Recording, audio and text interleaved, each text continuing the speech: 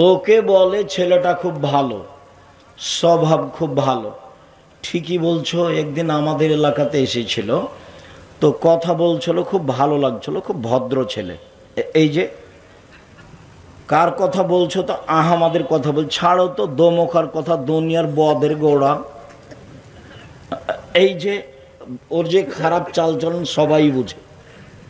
তাহলে আমরা ভালো চালচলনও বুঝি, খারাপ চালচলনও বুঝি। ভালো কথা ও ভালো কর্মের নাম ভালো চালচলন। ভালো কথা ও ভালো কর্মের নাম ভালো চালচলন। ভালো কথা ও ভালো কর্মের নাম ভালো চালচলন।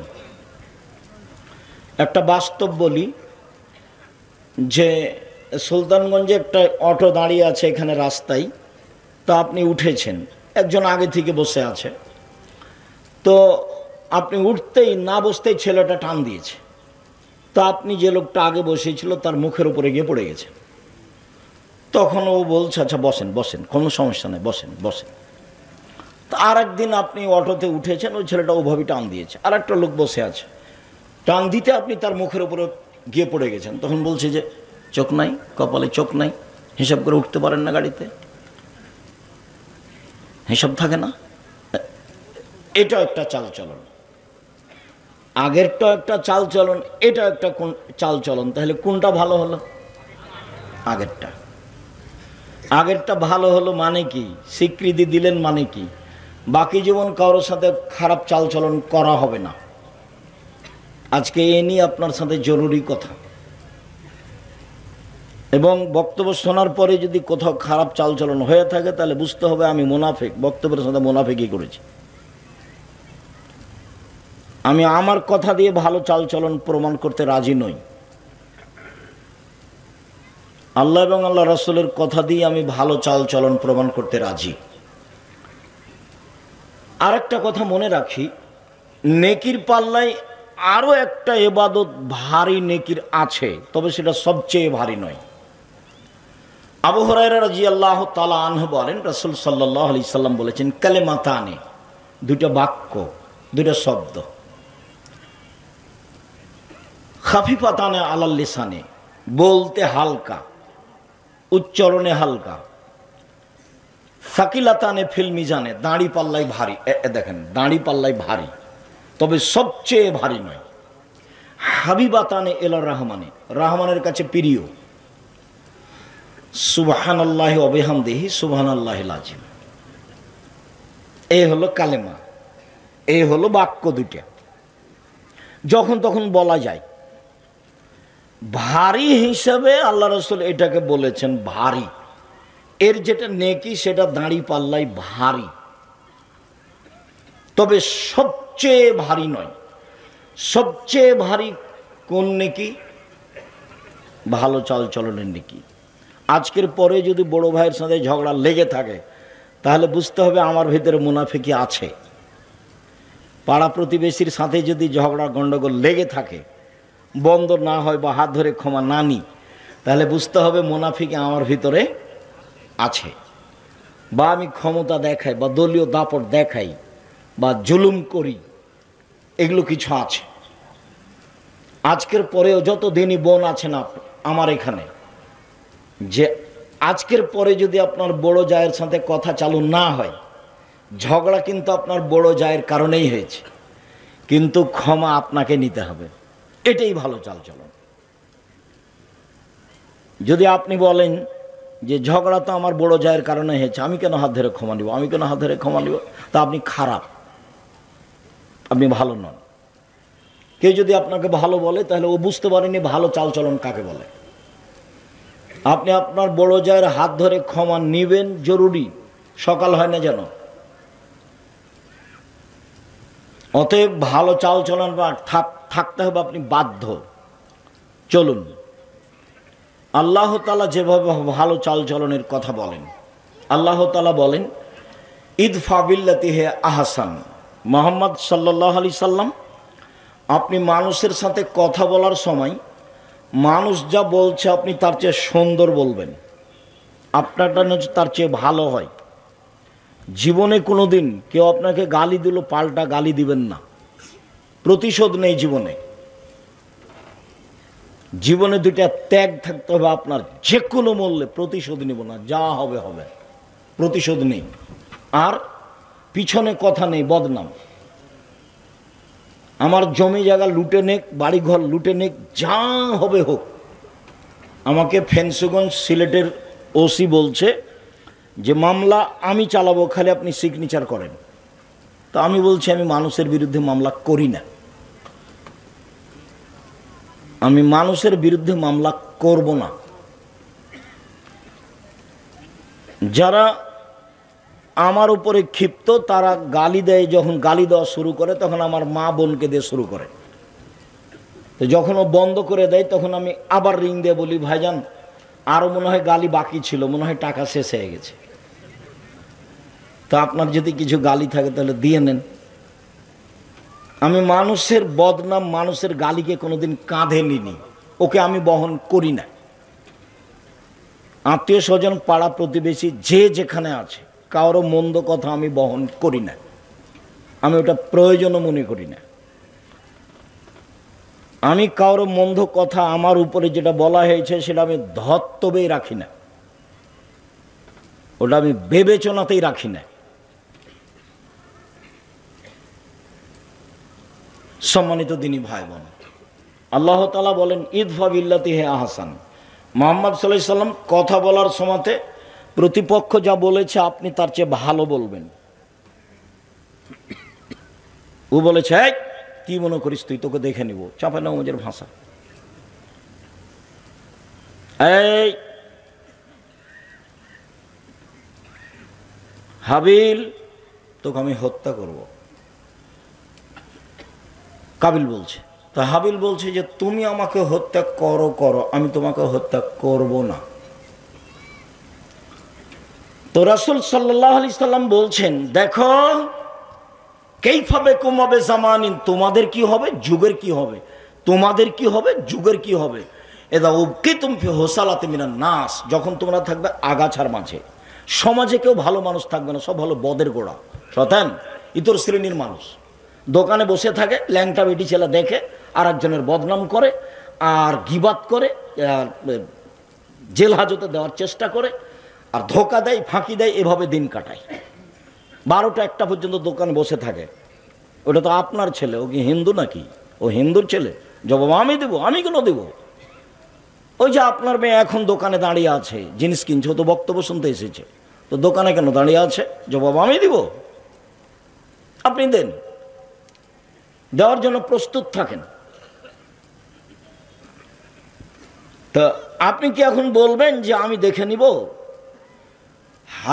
কাবিল হাবিলকে বলছে এটুকু বলি, তোমাদের কি হবে, যুগের কি হবে, তোমাদের কি হবে, যুগের কি হবে। যখন সমাজে কোনো আমানতদারি থাকবে না, সবাই আত্মসাৎকারী, আর সমাজে এমন মারামারি লাগবে, এই মারামারি এভাবে ঢুকবে মানুষের ভিতরে, একটা আর একটার মধ্যে যেমন ঢুকে গেল, কেউ কাউকে মানবে না, তখন তোমাদের কি হবে, যুগের কি হবে। তো সাহাবীগণ বলছেন, বলেন তাহলে, আপনি বলেন কি করব, ফামাতা আমরুনি, আপনি বলেন কি করতে হবে। তখন আল্লাহ রাসূল বলছেন যে আলজেম বাইতাক, বাড়িতে থাকিও, বাস বাড়িতে থেকে যাবা। 2 ওয়ালজেম লিসানাক, মুখখান বন্ধ রেখো, মুখ বন্ধ রেখো, মুখ কিন্তু বেশি বিপদের জিনিস। রাসূল সাল্লাল্লাহু আলাইহি ওয়াসাল্লাম একদিন বলছেন, সঙ্গী সাথী বলতে পারো হাল তাদরুনা মাইকুব নাসান নারা, মানুষকে পিছন দিকে ধাক্কা মেরে জাহান্নামে নিক্ষেপ করে কি, তা কি বলতে পারো? সঙ্গী সাথী বলতে পারো মানুষকে পিছন দিক থেকে ধাক্কা মেরে জাহান্নামে নিক্ষেপ করে কি, তা কি বলতে পারো সঙ্গী সাথী? সেটা কি? তো আল্লাহ রাসূল বলতে বলতে ফাঁকা জালে সানো, জিভাটা ধরে নিচ্ছে। এই জিভা মানুষকে পিছন দিক থেকে কি করে, ধাক্কা মেরে জাহান্নামে নিক্ষেপ করে। একদিন আল্লাহ রাসূল বলছেন, হাল তাদরুনা, সঙ্গী সাথী বলতে পারো মায়ের মায়ের গুলো নাসান নারা, মানুষকে বেশি বেশি জাহান্নামে নিক্ষেপ করে কি, তা কি বলতে পারো সঙ্গী সাথী? তোমরা কি বলতে পারো মানুষকে বেশি বেশি জাহান্নামে নিক্ষেপ করে কি? তারপর বলছেন আল ফারজ আল ফাম, জেনা আর মুখ, জেনা আর মুখ, এইটা মানুষকে বেশি বেশি জাহান্নামে নিক্ষেপ করে। রাসূল সাল্লাল্লাহু আলাইহি সাল্লাম একদা বলছেন, পৃথিবীর মানুষ শুনে রেখো, মাইয়াজমান লি মা বাইনা লাইহি ওয়া মা বাইনা রিজলাই হাজমাল্লাহুল জান্নাহ। তোমরা যদি দুইটা জিনিসের জিম্মেদারি নিতে পারো, কিভাবে জান্নাতে নিয়ে যেতে হবে সেটা আমি দেখবো। আমি জিম্মেদারি নিলাম, তোমাকে আমি জান্নাতে নিয়ে যাবো, সেটা আমার ব্যাপার, কিভাবে নিয়ে যাব। তুমি দুইটা জিনিসের জিম্মেদারি নাও, বাকিটুকু আমি দেখব। এক, জিহ্বা। দুই, লজ্জা স্থান জেনা। জেনা করো না, বাকিটুকু আমি দেখব। মুখে কারো বদনাম গিবাত করো না, জুয়াচুরি, ধোকাবাজি, রাহাজানি, জুলুম, লুটতরাজ, অন্যায়, অবিচার, অপমান, জেল হাজত এগুলা করো না। কিভাবে জান্নাতে নিয়ে যেতে হবে সেটা আমি দেখব। দুইটা তোমার, একটা আমার। আমার আর আপনার দুইটা কি কি? মুখ ব্যবহার করো না, এক। দুই, জেনায় লিপ্ত হয় না। দুইটা তোমার, একটা আমার। মুহাম্মদ সাল্লাল্লাহু আলাইহি সাল্লাম বলছে, সেটা কি? জান্নাতে নিয়ে যাবে। বোঝা যায় না কথা? মুখ আছে, মুখ। সঙ্গী সাথে তোমাদের কি হবে, যুগের কি হবে, আপনি বলেন কি করতে হবে? তো আলজাম লেসানাক, মুখখান বন্ধ রেখো, জান্নাত পেয়ে যাবা। তখন সাহাবীগণ বলছেন যে আচ্ছা, বাড়িতে থাকবো, মুখ বন্ধ রাখবো, বাড়িতে বসে আছি, তবুও যদি দলীয় লোক এসে মারে তাহলে কি হবে? বলছে বাড়ি ভেঙে দে। তাই বলছে। দলীয় লোক কি বলছে? বাড়ি ভেঙে দে। বাড়িতে কেউ নাই রে, তো আগুন জ্বালিয়ে দে। সবাই নাকি মানুষ, সবাই নাকি মানুষ। আমি বলিনি, আমি বলেছি এরা পশু প্রাণী, এরা গরু ছাগল, এরা ইতর শ্রেণীর মানুষ, নিম্ন শ্রেণীর মানুষ, বদ মানুষ, সমাজের সবচেয়ে নিকৃষ্ট খারাপ মানুষ। বালহুম আজাল, বরং এরা কুকুর শ্রীগণের চেয়েও খারাপ। আমি আব্দুর রাজ্জাক বিন ইউসুফ আপনাকে যদি কুকুর শ্রীগণের চেয়ে খারাপ প্রমাণ না করতে পারি, আমি বক্তব্য দিব না। 90 সাল থেকে বলে আসছি। আমি তো আপনাকে পরামর্শ দিচ্ছি, আপনি এখানে কেন এসেছেন? হালাল রুজি উপার্জন করবেন, 5 ওয়াক্ত সালাত আদায় করবেন, কোরআন তেলাওয়াত করবেন, আড্ডা পিটা হারাম, জান্নাত হবে ইনশাআল্লাহ। আড্ডা পিটা দুই ধরনের, একটা দোকানে বসে আড্ডা পিটা ঘন্টার ঘন্টা, আর একটা হলো মোবাইলে ল্যাংটা মেয়ে দেখে ঘন্টার ঘন্টা সামান কাটা, এটা হলো আড্ডা পিটা। এই দুটা হলো আড্ডা পিটা। তো এই 4টা জিনিস যেভাবে ঠিকভাবে পালন করবে তার জান্নাত হবে ইনশাআল্লাহ। তা আপনি এখানে জুলুম করতে এসছেন কেন? মুখ। আল্লাহ নবী বাড়িতে যদি এসে আমাকে মারে তাহলে কি করব? তখন আল্লাহ রসুল বলছেন, শোনো শোনো, তাহলে আদমের 2 ছেলের ভালোটার মতো হয়েও, তাহলে আদমের 2 ছেলের ভালোটার মতো হয়েও। বোঝা যায় না মনে হয়? আদমের 2 ছেলে, একটা নাম হলো কাবিল আর একটা নাম হলো হাবিল। তো কাবিল কি বলছে হাবিলকে? যে তোকে আমি মারবো। কেন মারবে সে কথা পরে, ওদিক থাক, তোকে আমি মারবো। তখন হাবিল কি বলছে? ও কি বলছে যে তোকে মারবো? ও বলছে যে তুমি মারো মারো, আমি তোমাকে মারবো না। এভাবেই বলছে, তুমি মারো মারো, আমি তোমাকে মারবো না। তা আল্লাহ রাসূল বললেন না আদমের 2 ছেলের ভালোটার মতো হবা। তোমাকে যখন বাড়িতে এসে প্রতিপক্ষ দল মেরে যাবে, তখন তুমি বলিও যে তুমি মারো মারো, আমি মারবো না। যা হবে হবে। 10 দিন বাঁচতে এসে মানুষের ক্ষতি করে বাঁচতে রাজি নই। মাস্ক পরে যেমন ভাগ্য বাড়াতে রাজি নই। তো ঢাকায় লোকটাকে দেখতে গেছি, জামিয়া সালাফিকে ভালোবাসে, সেই জন্য। তো ওর 2টা ছেলে মেয়ে ওখানে আছে। তো আমাকে বলছে আপনি ভিতরে আসছেন না। হুজুর আপনি ভিতরে আসছেন না, হুজুর আপনি ভিতরে আসছেন। এই, তোমার বাপের গায়ে হাত দিয়ে দোয়া পড়ে যাব। যদি আমার করোনা হয় তাহলে আমি বলবো না তোমার বাপের কারণে হয়েছে। কেন? আমি হাদিসকে বিশ্বাস করি। আল্লাহ রসুল বলছেন যেদিন মানুষের সৃষ্টি হয়েছে পৃথিবী সৃষ্টির 50,000 বছর পূর্বে, সেদিন 4টা জিনিস লেখা হয়েছে, হায়াতাহা ও মাউতাহা ও রিস্কাহা ও মাসায়েবাহা। সেদিন লিখে দেওয়া হয়েছে তার জীবন, তার মরণ, তার রুজি, তার রোগ ব্যাধি। তো সেদিন যদি আমার নামে করোনা লেখা হয়ে থাকে, তাহলে পৃথিবীর কোনো পথ আমাকে রক্ষা করতে পারবে না। রক্ষা করার একটা পথ আছে, সেটা হলো কান্নাকাটি করে দোয়া। খুব কান্নাকাটি করে মানুষ যদি দোয়া করে তাহলে আল্লাহ ওটা কেটে নতুনভাবে লিখে দেবে, কোনো কৌশল চলবে না। সম্মানিত দিনী ভাই বোন, মহান আল্লাহ বলেন ওয়াজাদিলহুম বিল্লাতি হিয়া আহসান। মুহাম্মদ সাল্লাল্লাহু আলাইহি সাল্লাম মানুষের সাথে কথা বলার সময় যদি মুখামুখি কথা হয়, যদি তর্কের মতো কথা হয়, তাহলে প্রতিপক্ষ যেটা বলে আপনি তার চেয়ে ভালোটা বলবেন। যখন মুখামুখি কথা, আমাদের ভাষায় মানে মুখামুখি তর্ক বিতর্ক ঝগড়া, তো ও যা বলেছে আপনি তার চেয়ে ভালোটা বলবেন। গ্রামের বস্তির মহিলার মতো হবেন না। আপনি দিনই বোন আপনাকে বলছি, বস্তির মহিলা কি ঝগড়া লেগেছে তখন এমন বলা বললো, একবার 14 গোষ্ঠী তোলে যা কিছু পারলো বলল, এবার ঝগড়া থেমে গেছে, তখন বলছে যাক স্বাদ মিটিয়ে বলেছি, স্বাদ মিটিয়ে বলেছি। আচ্ছা, যে স্বাদ মিটিয়ে বলেছে তো লাউ গাছ কি ফিরে এসেছে? সিম গাছ কি ফিরে এসেছে? আপনি মহিলা মানুষ, আপনাকে সম্মান করি। আজকের পরে প্রতিবেশীর ছাগলে যদি লাউ গাছ খেয়ে নেয় তাহলে আপনি চুপ থাকবেন। ঝগড়া করে লাউ গাছ ফিরে পাওয়া যাবে না। বিকল্প পদ্ধতিতে আপনি সতর্ক হন। মুখে কিছু বলে পরিবেশ কন্ট্রোল করার চেষ্টা করিয়েন না, আর বেশি বলার চেষ্টা করিয়েন না। পরিবেশ যতই গরম হোক না কেন, নিজেকে পরাজয় করিয়েন না। মহান আল্লাহ বলেন মুহাম্মদ সাল্লাল্লাহু আলাইহি সাল্লাম ফাবিমা রাহমাতিম মিনাল্লাহ লিনতা লাহুম ওয়া কুনতা ফাদদান গালিদাল কলব লান ফাযু মিন হাওলিক। আল্লাহর পক্ষ থেকে বড় দয়া যে, এই ছেলে তোমাদের কি কাজ এখানে? আর ওই যে পিছনে হাঁটাহাঁটি করছো এটা কি তোমরাই? আমি এখান থেকে কথা শুনতে পাই, তোমরা কি করো? পাহারা দাও।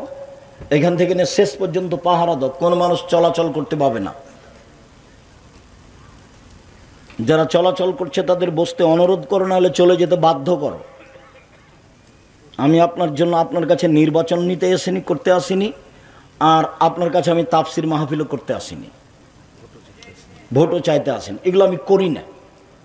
আমি আপনার জন্য এসেছি। আপনি যদি কোথাও গল্প করেন তাহলে আপনাকে আমি নিম্ন শ্রেণীর মানুষ মনে করব এবং বলবো আপনার স্বভাব খারাপ, এবং বলবো আপনি ইতর শ্রেণীর মানুষ। নাহলে ওখানে বসে গল্প করছেন কেন? কেন গল্প করবেন? কি সাহসে আপনার? কি ভিত্তি আপনার? কি বিদ্যা আছে আপনার? আপনি কেন ওখানে গল্প করছেন? আমি তো আল্লাহ আল্লাহ রাসূলের কথা বলছি, আমি তো আপনার জন্য এসেছি।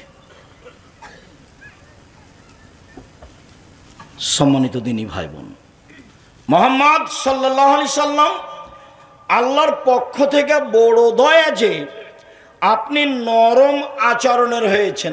আপনার আচরণ যদি কর্কশ কঠোর হতো তাহলে মানুষ আপনার পাশ থেকে সরে যেত। শোনেন, এক, ফাফু আনহুম, মানুষকে মাফ করেন। যারা যে অন্যায় করেছে তাকে মাফ করেন। আপনার জীবনটা শুধু মাপ, শুধু খালি মাপ করেন। দুই, আস্তাগফির লাহুম, যারা আপনাকে গালি দিয়েছে ওতে যে পাপ হয়েছে আপনি আল্লাহকে বলেন, আল্লাহ ও আমাকে গালি দিয়ে যে পাপ হয়েছে এটা তুমি ক্ষমা করে দাও। তাহলে আপনার প্রতিপক্ষ আপনাকে গালি দিয়ে যে পাপ হয়েছে সেটা এখন কি করতে হবে? আপনাকে বলতে হবে যে আল্লাহ ওকে কি করে দাও, ক্ষমা করে দাও। এটা তো সামাজিক গতির উল্টা হয়ে গেল। ও যদি গালি দেওয়ার পরে বিপদে পড়ে তাহলে আপনি বলবেন ঠিক হয়েছে, ঠিক হয়েছে, ঠিক হয়েছে, উচিত হয়েছে। মানে স্বভাব কি জিনিস কারো জানা নাই। আর এসব নির্বাচন, এসব দলীয় এগুলো আসার পরে মানুষ একবারে চরিত্র কি জিনিস তা ভুলে গেছে। মানুষের স্বভাব, স্বভাব বলে কোনো জিনিস নাই, খাসলত বলে কোনো জিনিস নাই। ভালো কোনটা জিনিস এটা মানুষ হারিয়ে দিয়েছে। ও মানুষের টাকা মেরে খেয়ে ও হজ করতে গেছে, মানুষকে গালি দিয়ে জেল হাজতে সুন্দর করে দিয়ে হাজত দিয়ে বলছে কোথায় গেছে? ওমরা করতে গেছে। এভাবে ধর্ম এভাবে পালন করছে। অত সহজ নয়। সম্মানিত দিনী ভাই বোন, আজকে এখান থেকে উঠতে হবে মাটির মানুষ হয়ে। প্রতিশোধ নেই, পিছনে কথা বলা নেই। প্রতিশোধ নেই আর পিছনে কথা বলা নেই। জীবনে কোনোদিন মানুষের বদনাম করব না, জিন্দেগিতে করব না। যা হবে হবে।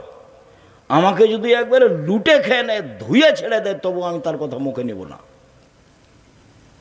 যে কোনো মূল্যে আসতেই হবে এ পথে। পৃথিবীর মানুষ, তোমরা দুইটা জিনিসের জিম্মেদারি নাও। জান্নাতে কিভাবে নিয়ে যেতে হবে সেটা আমি দেখব। এক, মুখ ব্যবহার করো না, কারো বদনাম করো না, কারো গীবত করো না, কাউকে অপমান করো না, কারো ক্ষতি করো না। দুই, জেনা করো না। বাকিটুকু আমি দেখব। হাদিস তো বুখারী মুসলিম। বাকিটুকু জান্নাতে কিভাবে নিয়ে যেতে হয় সেটা আমি দেখব। মুহাম্মদ সাল্লাল্লাহু আলাইহি সাল্লাম মানুষকে মাফ করুন। দুই, মানুষ যে আপনাকে গালি দিয়ে পাপ করেছে এর জন্য আপনি আল্লাহকে বলেন, আল্লাহ ওকে ক্ষমা করে দাও। এটা আমাকে আপনাকে করতে হবে, ওরই জন্য ক্ষমা চাইতে হবে। মহান আল্লাহ বলেন, আল্লাযীনা ইনফিকুনা ফিস সাররাই ওয়াজ যাররাই ওয়াল কাযিমিনাল গায়জ ওয়াল আফিনা আনিন নাস। জান্নাতে যাওয়ার তিনটা পথ। এক, সচ্ছল অসচ্ছল উভয় অবস্থায় দান করতে হবে। সুলতানগঞ্জের এটা কওমি মাদ্রাসা। ভারত, বাংলাদেশ, পাকিস্তানে কোরআন হাদিস টিকিয়ে রাখার একটাই মাধ্যম হচ্ছে কওমি মাদ্রাসা। আমরা কওমি মাদ্রাসাতেই পড়েছি, কওমি মাদ্রাসায় শিক্ষকতা করি। আমাদের জীবন কওমি মাদ্রাসার উপরেই আছে। বিদ্যে, ইসলাম ধর্ম, কোরআন হাদিস টিকিয়ে রাখার এটাই মাধ্যম। আপনারা এত লোক আছেন এলাকায়, টাকা পয়সা ইনকাম করেন, আর আপনাদের কওমি মাদ্রাসার 7 মাসের বেতন বাকি থাকে। এটা কেমন হয়ে গেল কথা না? জামিয়া সালাফেই মাসে 40 লক্ষ টাকা বেতন লাগে। জামিয়া সালাফে কোনো বিত্তশালী দিয়ে চলে না। জামিয়া সালাফে কোনো সংস্থা দিয়ে চলে না। জামিয়া সালাফে কোনো বৈদেশিক টাকা দিয়ে চলে না। জামিয়া সালাফের অধীনে কোনো কোম্পানি নেই। জামিয়া সালাফি চলে কচুর পাতার পানি। যেমন কচুর পাতার পানি বাতাস আসলে এ পড়লো এরকম। আপনি কিছু দেন, আমি কিছু দিই, 2000 5000 দিয়ে, এভাবে জামিয়া সালাফিয়া চলে। প্রত্যেক দিন বিকালে 40,000 থেকে 50,000 থেকে লাখের মতো বিল আছে প্রত্যেক দিন। তো আপনারটা এরকম অসহায় থাকবে কেন? ইবাদতের জগতে সবচেয়ে শক্তিশালী ইবাদত হলো দান। দানই একটা ইবাদত যেটা একটা থেকে আরেকটা ঘটাতে পারে। হজ পারে না, রমজান মাসের সিয়াম পারে না, রোজা পারে না। দানই একটা জিনিস যেটা একটা থেকে আরেকটা ঘটাতে পারে। কি ঘটাতে পারে? আপনি আপনার বাপ মায়ের নামে দান করলেন, কবরের শাস্তি বন্ধ হয়ে যাবে। এটা আমি বলিনি, এ কথা মুহাম্মদ সাল্লাল্লাহু আলাইহি ওয়াসাল্লাম বলেছেন। কি হতে পারে? আপনার উপরে আল্লাহ খুব ক্ষিপ্ত, আপনাকে জাহান্নামে দিয়ে দিবেন। দান করলেন, তখন আল্লাহ ওটা মিটে গেছে, রাগ মিটে গেছে, আর কথা নেই। কি হতে পারে? দান করলে পানি দিয়ে যেমন আগুন নিভিয়ে যায়, দান দিয়ে তেমন পাপ মিটে যায়। একজন সাহাবে এসে বলছেন, আল্লাহ নবী, আমার মা হঠাৎ মারা গেছে, কথা বলতে পারলে দান করতেন, আমি দান করলে আমার মায়ের নেকি হবে কি? কারণ নাম, হ্যাঁ হবে। হাদিস বুখারী মুসলিম। একজন এসে বলছে, আল্লাহ নবী, আমার আব্বা মারা গেছেন, জমি জায়গা ছেড়ে গেছেন, কোনো ওসিয়ত করে যাননি, আমি যদি আমার বাপের নামে দান করি তাহলে আমার বাপের পাপ মিটে যাবে কি? আল্লাহ নাম, আল্লাহ রসুল বলেন হ্যাঁ। তখন তিনি বলেননি ছোট পাপ বড় পাপ, তিনি বলেছেন মিটে যাবে। তা বাপের বাড়িতে থাকছেন, খাচ্ছেন, বাপের জন্য কি করলেন, মায়ের জন্য কি করলেন? বেঁচে ছিল তখন তো মন ভরে গালি দিয়েছে, মন খারাপ খুব। মা সবচেয়ে খারাপ মানুষ, অনেক কিছু করেছেন, একটু পরে আসছে। সম্মানিত দিনী ভাই বোন, সচ্ছল অসচ্ছল অবস্থায় দান করলে জান্নাত হবে। এক। দুই, আল কাজ মিনাল গায়জ, রাগ দিয়ে কোনো কাজ নিতে হবে না। আমি আমার চোখে দেখা, যেহেতু আমি দিয়াড়ের মানুষ, কাজে আমি দেখেছি এই লোকগুলো স্ত্রীর ওপরে একটুকু শুকরিয়া আদায় করে না, কৃতজ্ঞতা প্রকাশ করে না। আরে ভোর রাতে উঠে জাঁতাতে আটা পিসেছে, ঢেঁকিতে ধান ভেঙেছে, তারপরে এসে গরুগুলো বাহির করেছে, দিয়ে রুটি তৈরি করেছে, রুটি তৈরি করে মাঠে দিয়ে পাঠিয়েছে, তারপরে গহিল পরিষ্কার করেছে, তারপরে নুন্দা তৈরি করেছে, তারপরে লোকটা এসে দেখছে যে লাইনতে পানি দেয়নি, তখন বলছে তুই উমুকের বাচ্চা অমুক লাইনতে পানি দিস নি কেন? তো যে ভোর রাত থেকে এতক্ষণ করলো ওই একটুকু দাম দেয় না, মানে এইটুকু কাজের সরিষা সম পরিমাণ তার কাছে দাম নেই। এটা আমার দুই চোখ দিন রাত দেখছে।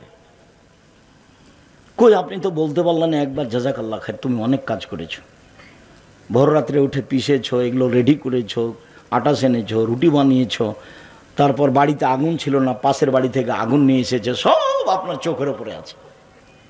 এরপরে আপনি একটু শুকরিয়া আদায় করতে পারলেন না, জাযাকাল্লাহ খায়ের বলতে পারলেন না?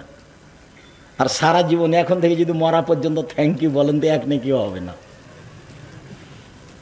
এখন থেকে যত মানুষের উপকার করছে সবাইকে কি বলবেন? Thank you. তো কিয়ামত পর্যন্ত বললে এক নেকিও হবে না, কি বলতে হবে? জাযাকাল্লাহ খায়ের। তা আপনি যে এক গিলাস পানি দিলেন, তো আমি বললাম জাযাকাল্লাহ খায়ের, তো এক গিলাস পানির প্রতিদান দিতে আমি কাকে বললাম? আল্লাহকে বললাম। আরে আমি যদি উত্তর দিতাম আপনার এক গ্লাস পানির, তাহলে আমি বলতাম 5 টাকা নাও, তুমি কাজটা করে দিলে, এটা নিয়ে করতাম। কিন্তু আমি প্রতিদান দেওয়ার জন্য কাকে বললাম? আল্লাহকে। এবার এমন একজনকে বলেছি আপনি আমেরিকায় বিপদে পড়েছেন, লন্ডনে, তখন আমার এই কথাটা আল্লাহর কাছে আছে, ও এতে একদিন পানি দিয়েছিল এক গ্লাস, তো উনি তো বলেছিলেন জাযাকাল্লাহ খায়ের, আচ্ছা ঠিক আছে আমি দেখছি। ও তো সর্বশক্তিমান, কোনো ব্যাপারই নয়। সম্মানিত দিনী ভাই বোন, রাগ দিয়ে কোনো কাজ নেবেন না, স্ত্রীকে মারবেন না, গালি দিবেন না, লবণ বেশি হয়েছে বেশি কথা বলবেন না, ভাইয়ের সাথে ঝগড়াঝাঁটি করবেন না, রাগ নিয়ে কোনো কথা নেই। রাগ দিয়ে কোনোদিন কোনো কাজ নিতে হবে না, রাগ দিয়ে কাজ নিলেই ভুল হবে। আর দিনী বোনদের বলি একটু এখন মনে রাখবেন, 1 মিনিট, এই মেয়ে কথা বলছো কেন? জি, জীবনে আপনি মহিলা মানুষ 2টা কাজ করবেন না। 1, অভিমান করবেন না। 2, প্রতিবাদ করবেন না। অভিমান কি? কই তুমি তো একদিন দিনাজপুর স্বপ্নপুরী নিয়ে গেলে না, এর নাম অভিমান। অভিমান কি? তুমি তো একটা ভালো শাড়ি দিলা না, কুরবানি পার হয়ে গেল। তো অভিমান করে যদি পূর্ণ না হয় তো সারা রাত তখন শয়তান তাকে বলে, দেখলি দেখলি তোর স্বামী কিছুই মানে না, দেখলি, তখন ওকে বোকা বানায়। বোকা বানাতে বানাতে বানাতে ও খালি ঘুমই হয় না তার, সারা রাত খালি ওটাই ভাবছে, আসলেই তো কোনোদিন তো কিছু দেয়নি।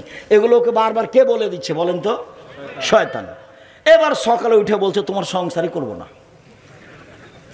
তখনই বলছে সংসার করবি না, যা। তখন বলছে তুই এখনই আমাকে ছেড়ে দে, এই যে এই চলছে এখন। তো একবারে এক পর্যায়ে বলছে এক্ষুনি তালাক দিয়ে দে, মানে বুদ্ধি কমে গেছে, এর মানে রাগ। এখন বলছে যা, তোকে 1 তালাক 3 তালাক 10 তালাক 100 তালাক দিলাম। যখন তালাক দেওয়া হয়ে গেছে শয়তান চলে যায়। 3টা ছেলে যে তালাক দেওয়া শেষ হয়ে গেলে শয়তান আর নেই, বোঝা যায় না কথা। তালাক দেওয়া শেষ হয়ে গেলে শয়তান চলে যাবে। এখন দেখেন কেমন বিপদ। যদি মামলা করে পরের দিন স্বামী স্ত্রী ও থাকবে এতে কাঠগড়া একদিকে, এ থাকবে একদিকে, আর মামলা তার পক্ষে। কাজেই মহিলা মানুষকে আমি বলতে চাই আপনি অভিমান করবেন না, অভিমান করলে শয়তান সুযোগ পাবে। আর প্রতিবাদ করবেন না, তোমার মা এ কথা বললো কেন, তোমার বাপ এ কথা বললো কেন, এর নাম হলো প্রতিবাদ। করলে শয়তান খেপাবে। আপনি বলবেন যেভাবে আপনি খুশি সেভাবে আমি খুশি, যাতে আপনি খুশি তাতে আমি খুশি। মোটা কাপড়ে আপনি খুশি তো মোটা কাপড়ে আমি খুশি, চিকন কাপড়ে আপনি খুশি তো চিকন কাপড়ে আমি খুশি। আমি আপনার পায়ের নিচে জীবন বিলিয়ে দিতে চাই, আমি নিজে থেকে কিছু বলতে চাই না। তখন শয়তান কোনো কাজ পাবে না, চুপটি লেগে চলে যাবে, এখানে কোনো কাজ নেই। এই জন্য আপনি সংসারে কোনোদিন অভিমান করবেন না আর প্রতিবাদ করবেন না। অভিমান আর প্রতিবাদ করলে সংসারে আপনাকে শয়তান একবারে খেপে তোলে, বোকা বানিয়ে তালাক পর্যন্ত পৌঁছে একটা ঝগড়া লাগিয়ে একটা করে দিয়ে চলে যাবে। সম্মানিত দিনী বোন, 2, রাগ নিয়ে কোনো কথা নেই। 3, আফেনানি নাস, মানুষকে মাফ করতে হবে। আচ্ছা ঠিক আছে, যা হয়েছে হয়েছে, মাফ করলাম, ছাড়। এখন সমাজ এমন, কেউ কাউকে ছাড় দেয় না। ছাড় বলে কোনো জিনিসই নাই, যার কারণে মারামারি, যার কারণে হইচই, যার কারণে গন্ডগোল, কেউ কাউকে মানে না। ও বলছে যে আমাকে নমিনেশন দেয়নি, কেমনে দেয়নি তা দেখে ছেড়ে দেবো, ও কেমনে পাই, মানে ছাড় বলে কোনো জিনিস নাই। অথচ ছাড় না থাকলে সংসার চলবে না, ছাড় লাগবে। অলাফেনের নাস, মানুষকে মাফ করতে হবে। 3টে পথ জান্নাতের, এটা হলো সদাচরণের বড় দিক। 1, ধনী হলেও দান, গরিব হলেও দান। ধনী মানুষ 50,000, গরিব মানুষ 5 টাকা। 2, রাগ দিয়ে কোনো কাজ নেই। 3, মাফ। সম্মানিত দিনী ভাই বোন, সদাচরণ, সদাচরণ এমন একটা জিনিস যা দিয়ে সবচেয়ে দামি জান্নাত পাওয়া যায়। সদাচরণ এমন একটা জিনিস যা দিয়ে সবচেয়ে দামি জান্নাত পাওয়া যায়। আবু মুসা আশারী রাদিয়াল্লাহু তাআলা আনহু বলেন, রাসূল সাল্লাল্লাহু আলাইহি সাল্লাম একদা বললেন, শোনো, ইন্না ফিল জান্নাতে গোরাফ ইরা জাহিরুহা মিন বাতিনিহা বাতিনুহা মিন জাহিরিহা। জান্নাতে এত দামি দামি উন্নত মানের ঘর আছে যার বাহির থেকে ভিতর দেখা যায়, ভিতর থেকে বাহির দেখা যায়, খালি টক টক টক টক করছে। সাহাবীগণ বলছেন, লেমান হাজিহি, আল্লাহ রাসূল এত দামি ঘর কে পাবে? তখন আল্লাহ রাসূল বলছেন, লেমান আলান আল কালামা, যার স্বভাব ভালো নরম সে পাবে, যার চাল চলন ভালো সে পাবে। কই তাহাজ্জুদ দিয়ে পাওয়া যাবে এই কথা তো বলছেন না। যার ভালো চাল চলন সে দামি জান্নাত পাবে। ভালো চাল চলন দিয়ে জান্নাতুল ফেরদাউস পাওয়া যাবে। এমন কোনো ইবাদত নাই দুনিয়াতে যার বিনিময় সরাসরি জান্নাতুল ফেরদাউস, শুধুমাত্র ভালো ভালো চাল চলন ছাড়া। উমামা বাহিনী রাদিয়াল্লাহু তাআলা আনহু বলেন, রাসূল সাল্লাল্লাহু আলাইহি সাল্লাম বলেন, পৃথিবীর মানুষ মনে রেখো, আনা জাইমুন বে বাইতিন লিমান তারাকাল মেরাহ ওয়া ইন কানা মুহিক্কা। কেউ যদি তর্ক ছেড়ে দেয়, সত্য হলেও তর্ক করবে না। আব্দুর রাজ্জাক সাহেব এটা বলেছেন, আরে না এটা বলেছেন, আরে না এটা বলেছেন, ঠিক আছে আমি গেলাম, আসসালামু আলাইকুম, আপনার সাথে কোনো কথা নেই। সত্য হলেও কেউ যদি তর্ক ছেড়ে দেয়, আমি মুহাম্মদ সাল্লাল্লাহু আলাইহি সাল্লাম তাকে জান্নাতে একটা ঘর নিয়ে দেব। 1, 2, অবে বাইতিন ফিরাবাজিল জান্নাহ লিমান তারাকাল কিযবা ওয়া ইন কানা মাযিহ। মজাক করে হলেও যদি মানুষ মিথ্যা কথা না বলে, তাহলে আমি তাকে জান্নাতের মাঝামাঝিতে একটা ঘর নিয়ে দেব। মিথ্যা কথা বলা হবে না। মিথ্যা দিয়ে সমাজ গড়া। এখন সমাজ কি দিয়ে গড়া? মিথ্যা দিয়ে।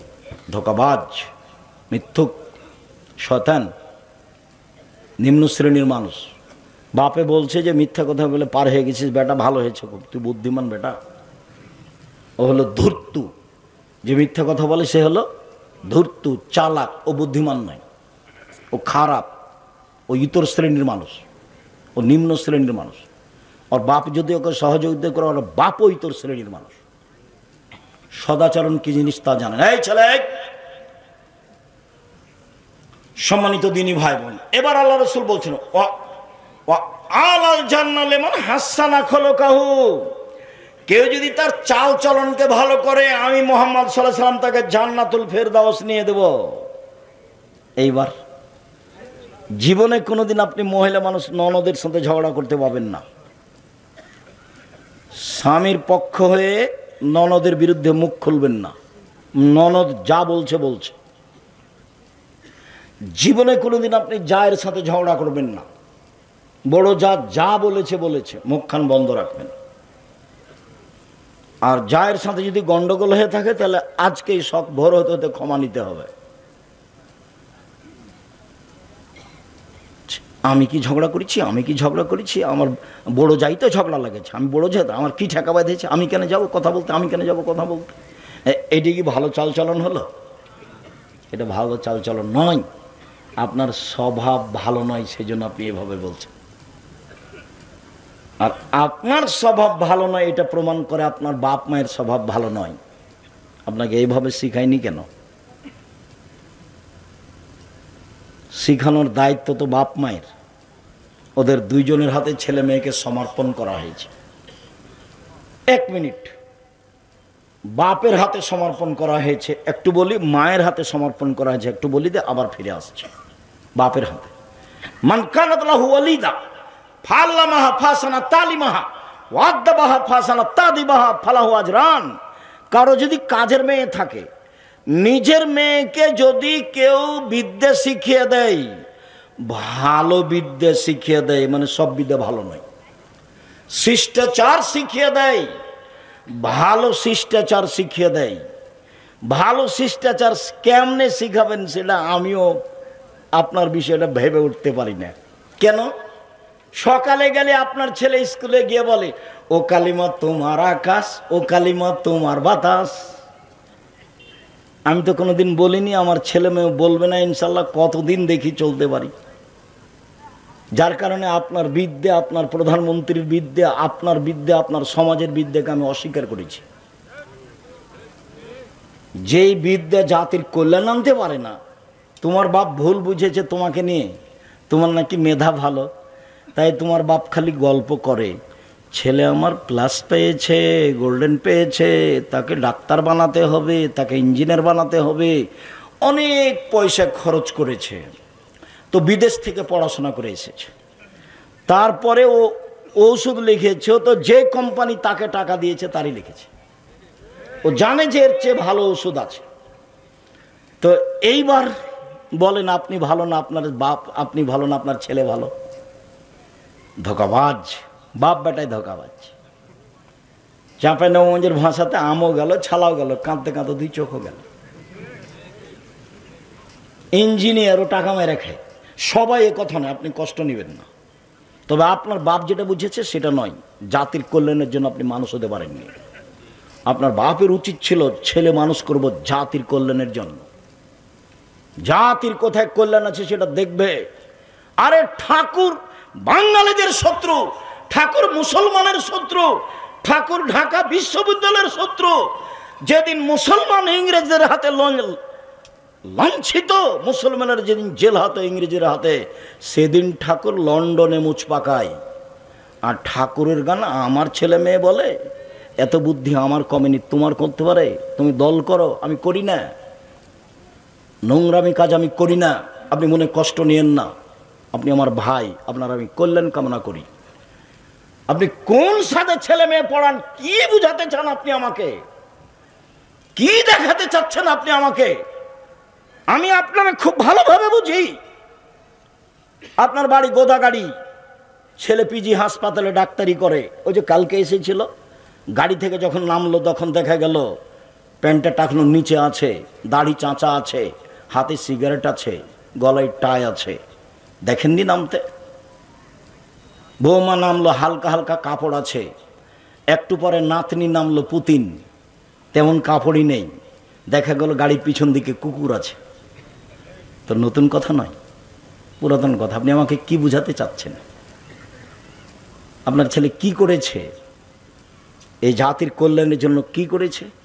সবাই স্বার্থ নিয়ে দৌড়াদৌড়ি করে, স্বার্থ নিয়ে দৌড়াদৌড়ি করে জাতির কল্যাণ আনা যাবে না। টাকার পিছনে দৌড়াদৌড়ি করে জাতির কল্যাণ আনা যাবে না। সারা বাংলাদেশে শিরকে বন্যা বহেছে, গেলে বন্যার মতো শিরক আছে। ছেলে ঘুম থেকে উঠেই বলছে, ও কালিমা তোমার আকাশ। এর চেয়ে বড় নেহায়াত অন্যায় অপরাধ কি হতে পারে মুসলমানের বাচ্চার জন্য? আমি মুসলিম চির রণবীর মরণকে করি না ভয়, মরলে শহীদ বাঁচলে গাজী আমার উভয় সমান, মরাও যতটুকু বাঁচাও ততটুকু, মরলে শহীদ বাঁচলে গাজী। এই ছেলে যেদিন আপনার বলতে পারবে সেদিন আপনি ছেলে জাতির কল্যাণের জন্য তৈরি করেছেন। আপনি তো তৈরি করেছেন ধোঁকাবাজ, আপনি তো তৈরি করেছেন চোর। আপনি আমাকে কি বুঝাতে চাচ্ছেন? ব্যতিক্রম, ভিন্ন কথা। সম্মানিত দ্বীনি ভাই বোন, বলছিলাম রাসূল সাল্লাল্লাহু আলাইহি সাল্লাম বলেন, পৃথিবীর মানুষ শুনে রেখো, যদি তুমি চাল চলনকে ভালো করতে পারো আমি জান্নাতুল ফেরদাউস নিয়ে, সেটা আমার ব্যাপার। কিভাবে জান্নাতুল ফেরদাউস নিতে হয় সেটা আমি দেখব। তুমি চাল চলনকে ভালো করো। চাল চলন কি জিনিস? ভালো কথা, ভালো কর্মের নাম চাল চলন, ভালো চাল চলন। সম্মানিত দ্বীনি ভাই বোন, ভালো চাল চলন দিয়ে একসাথে দুইটা নেকি হয়, এক তাহাজ্জুদ, এক নফল সিয়াম। আয়েশা রাদিয়াল্লাহু তাআলা আনহা বলেন, রাসূল সাল্লাল্লাহু আলাইহি সাল্লাম বলেছেন, ইন্নামাল মুমিন ইয়াজুদু বিহুসনি খুলুকিহি দারাজাতা সাইমুল কায়েম। মানুষ তার ভালো চাল চলন দিয়ে নিয়মিত সিয়াম রোজা থাকলে যা নেকি হয়, ভালো চাল চলন দিয়ে তাই নেকি হয়। এক। দুই, নিয়মিত তাহাজ্জুদ পড়লে যা নেকি হয়, ভালো চাল চলন দিয়ে তাই নেকি হয়। আমি মনে হয় বোঝাতে পারিনি, বলেন তো কি বললাম? এক, নিয়মিত রাতে তাহাজ্জুদ পড়ে যত নেকি হয়, ভালো চাল চলনে তত নেকি হয়। দুই, নিয়মিত রোজা নফল সিয়াম থেকে যত নেকি হয়, ভালো চাল চলনে তত নেকি হয়। দুইটা, এদিকে একটা, একটা ভালো চাল চলন, এদিকে এই দুইটা, দুইটাই বড় বড়। ভালো চাল চলন কি জিনিস? কার সাথে আপনি ভালো চাল চলন করবেন? বয়স্ক মানুষ আসলো, তুমি তো চেয়ারে বসে আছো, তুমি তো উঠো না, তুমি তো মনে করছো তো দলীয় লোক, তো এভাবে দাঁড়িয়ে এবার বসেছো। তো 60 বছরের মানুষ এসেছে, আর এক দল করে, তখন তুমি কোনভাবে বসেছ? এভাবে বসে আছো। তুমি তোমার চাল চলনকে নিজে জিজ্ঞাসা করো, দেখো নিজেকে ফাঁকি দিয়ে পরকাল হারায়ও না। তোমার নিজের চাল চলনের কথা তুমি বুঝো। আমার কথা মনে রাখেন, উপার্জনের পথ চারটে। এক, দিন মজুরি, সন্ধ্যায় টাকা শেষ। 2, চাকরি, 25 দিনে শেষ, স্বাভাবিক। 3, জমি চাষ, সমান সমান। 4, ব্যবসা। তখন বলছেন আল্লাহ রাসূল, আত-তাজির আস-সাদিক আল আমিন ইয়াকুনু মা শুহাদা সিদ্দিকুন আল আম্বিয়া। সত্যবাদী বিশ্বস্ত ব্যবসায়ীরা নবীদের সাথে জান্নাতে থাকবেন।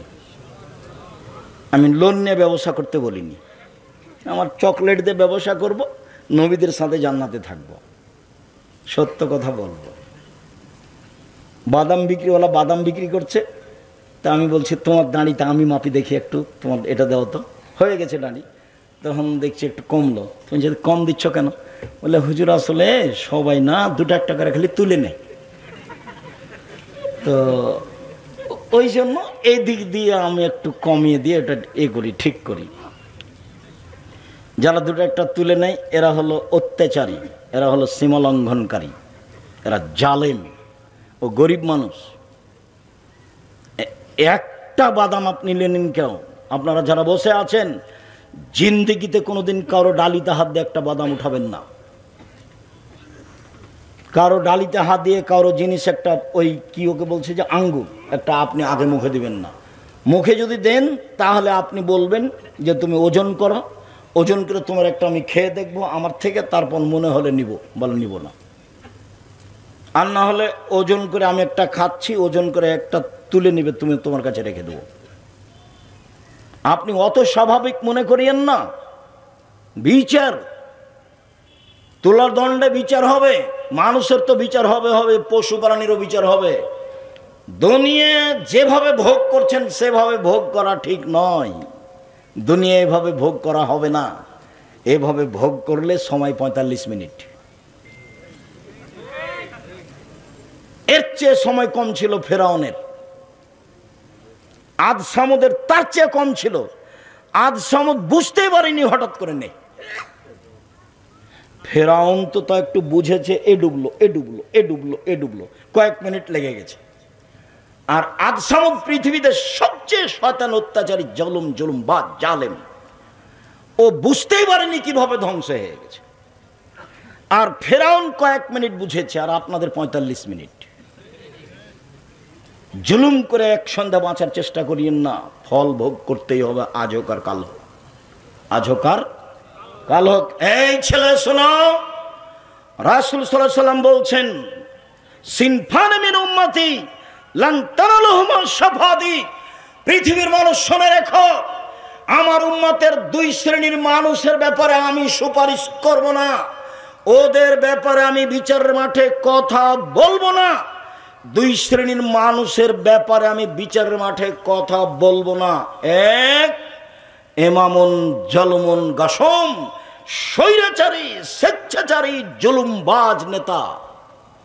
2, গাল্লুন মারিক, ধোঁকাবাজ, প্রতারক, বিশ্বাসঘাতক, ধোঁকাবাজ, প্রতারক, বিশ্বাসঘাতক।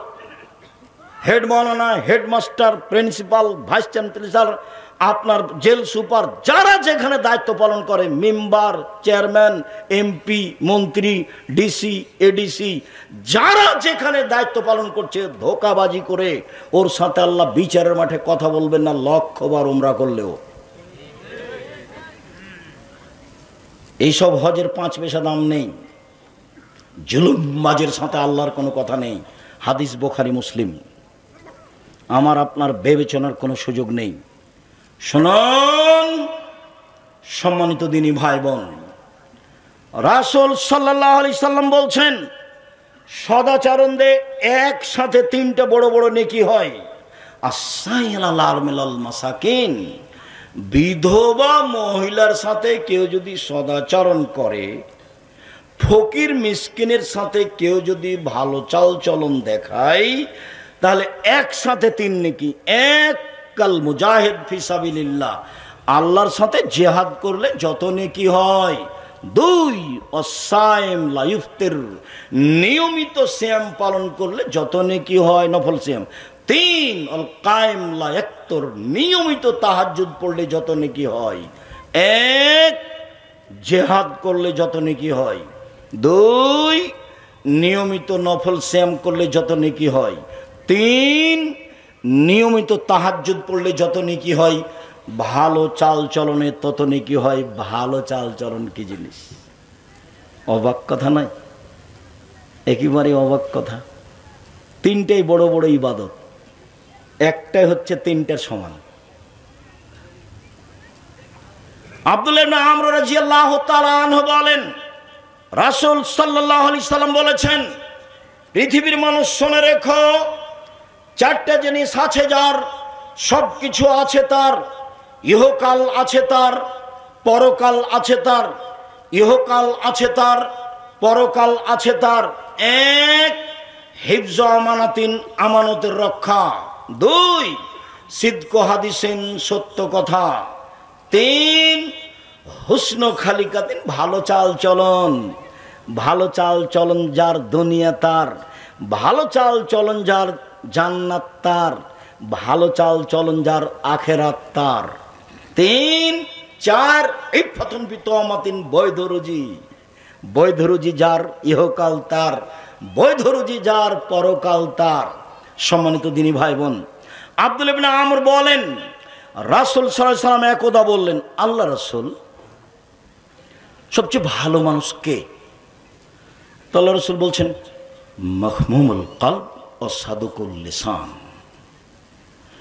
মুখে সত্যবাদী যে, অন্তরে নিরাপদ যে, এ হলো সবচেয়ে ভালো মানুষ। 1, মুখে সত্যবাদী যে, অন্তরে নিরাপদ যে, এ হলো সবচেয়ে ভালো মানুষ। তো সাহাবীগণ বলছেন, আল্লাহ রাসূল, মুখে সত্যবাদী এটা বুঝি, কিন্তু অন্তরে নিরাপদ কি এটা তো বুঝি না। তখন বলছে, এটা বুঝো না?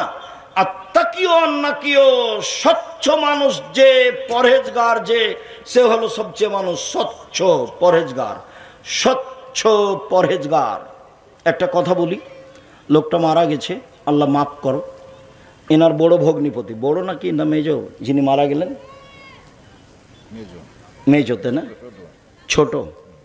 আরে সিরাজুল ইসলাম জান্নাতপুর মাদ্রাসার পরিচালক, খুব সতর্ক চৌকুশ মানুষ।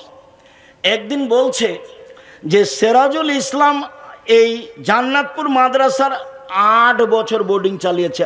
8 বছর, 8 বছরে তিনি একটা পান খেয়েছেন এই 10-এর পয়সা দিয়ে, তা আমি প্রমাণ করতে পারিনি। আহমদ হোসেন মন্ডল কারো মুখ দেখলে বুঝতে পারতেন যে এর কি অবস্থা, দেখলে ধরে নিতে পারতেন। লোক দর্শন বিদ্যা ছিল খুব বেশি। শোনো,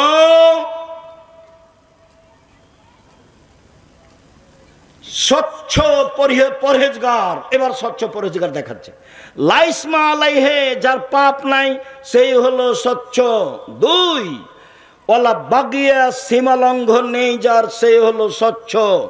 3, ওয়ালা গিল্লা, আত্মসাৎ নেই যার, সে হলো স্বচ্ছ। 4, ওয়ালা হাসাদা, হিংসা নেই যার, সে হলো স্বচ্ছ। হিংসা করবেন না। হিংসা কিভাবে হয়? ওর দোকানে সবাই আসে, জিনিস নেই, সবাই আসে, জিনিস নেই, আর আপনি খালি বসে আছেন, তখন খালি মনটা খারাপ, মনটা খালি জ্বলছে। একবার যদি কেউ আসে সো দেখবো, একবার এসেছে, তখন বলছে ওখানে নেন কেন, ওখানে নেন কেন, জানেন না 20 টাকার জিনিস 40 টাকা ধরে। এ হলো হিংসা, এমনিতেই গড়ে।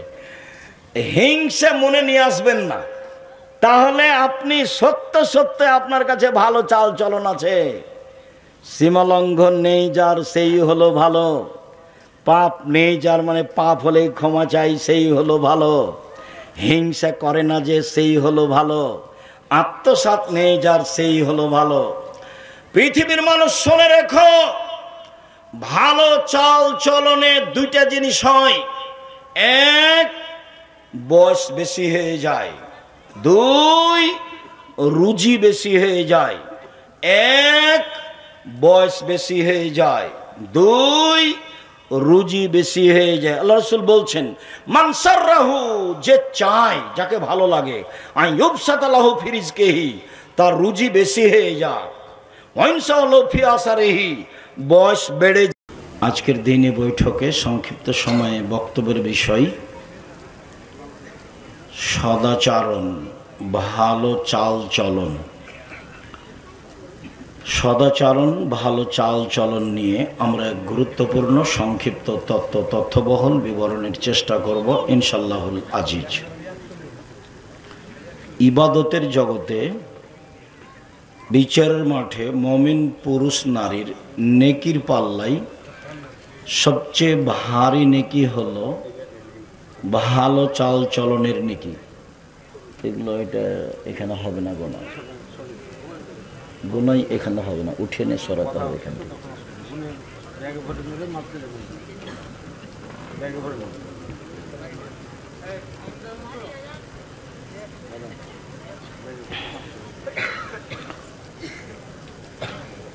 ইবাদতের জগতে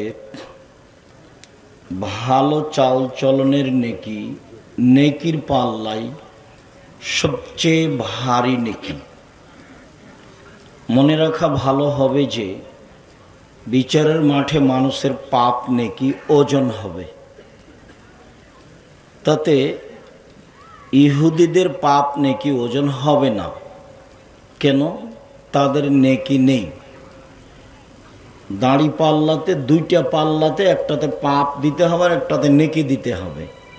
তা আল্লাহ যখন মানুষের পাপ নেকি ওজন করবেন, তো যার নেকি নেই, শুধুই পাপ, তো কিভাবে ওজন হবে? তখন আল্লাহ বলছেন, ফালা নুকিমু লাহু ইয়াউমাল কিয়ামাতি ওয়াজনা, বিচারের মাঠে আমি তাদের দাড়ি পাল্লা স্থাপিত করব না, ওদের পাপ নেকি ওজন হবে না। খ্রিস্টানদের পাপ নেকি ওজন হবে না। কেন? তাদের নেকি নেই। হিন্দুদের পাপ নেকি ওজন হবে না। কেন? তাদের নেকি নেই। যারা শিয়া কাদিয়ানি আকিদায় মাইর খেয়েছে, তাদের পাপ নেকি ওজন হবে না। কেন? তাদের নেকি নেই। কিভাবে বিচার হবে? ইউখাযু বিল কাওয়ায় অন্নাওয়াসিবিল আকদাম, বিচারের মাঠে তার মাথা এবং পা একসাথে ধরে জাহান্নামে নিক্ষেপ করা হবে পাপ নেকি ওজন ছাড়াই। বিচারের মাঠে মানুষের পাপ নেকি ওজন হবে, তাতে নেকির পাল্লায় সবচেয়ে ভারী নেকি হবে ভালো চাল চলনের নেকি। এই কথাটা আগে আমরা দলিল দিয়ে পেশ করি, প্রমাণ করি, তাহলে আমরা বুঝবো যে কথাটা ঠিক। এই ছেলে, যে ছেলেটা হাঁটছে আপনার পাশ দিয়ে যাচ্ছে, আপনি খেয়াল করছেন না কেন? আর আপনারা যারা দাঁড়িয়ে আছেন, কেন এটা জায়গা নাই নাকি সেটা আমি বলতে পারবো না। যদি জায়গা থাকে তাহলে দাঁড়িয়ে থাকাটা আমি পছন্দ করি না।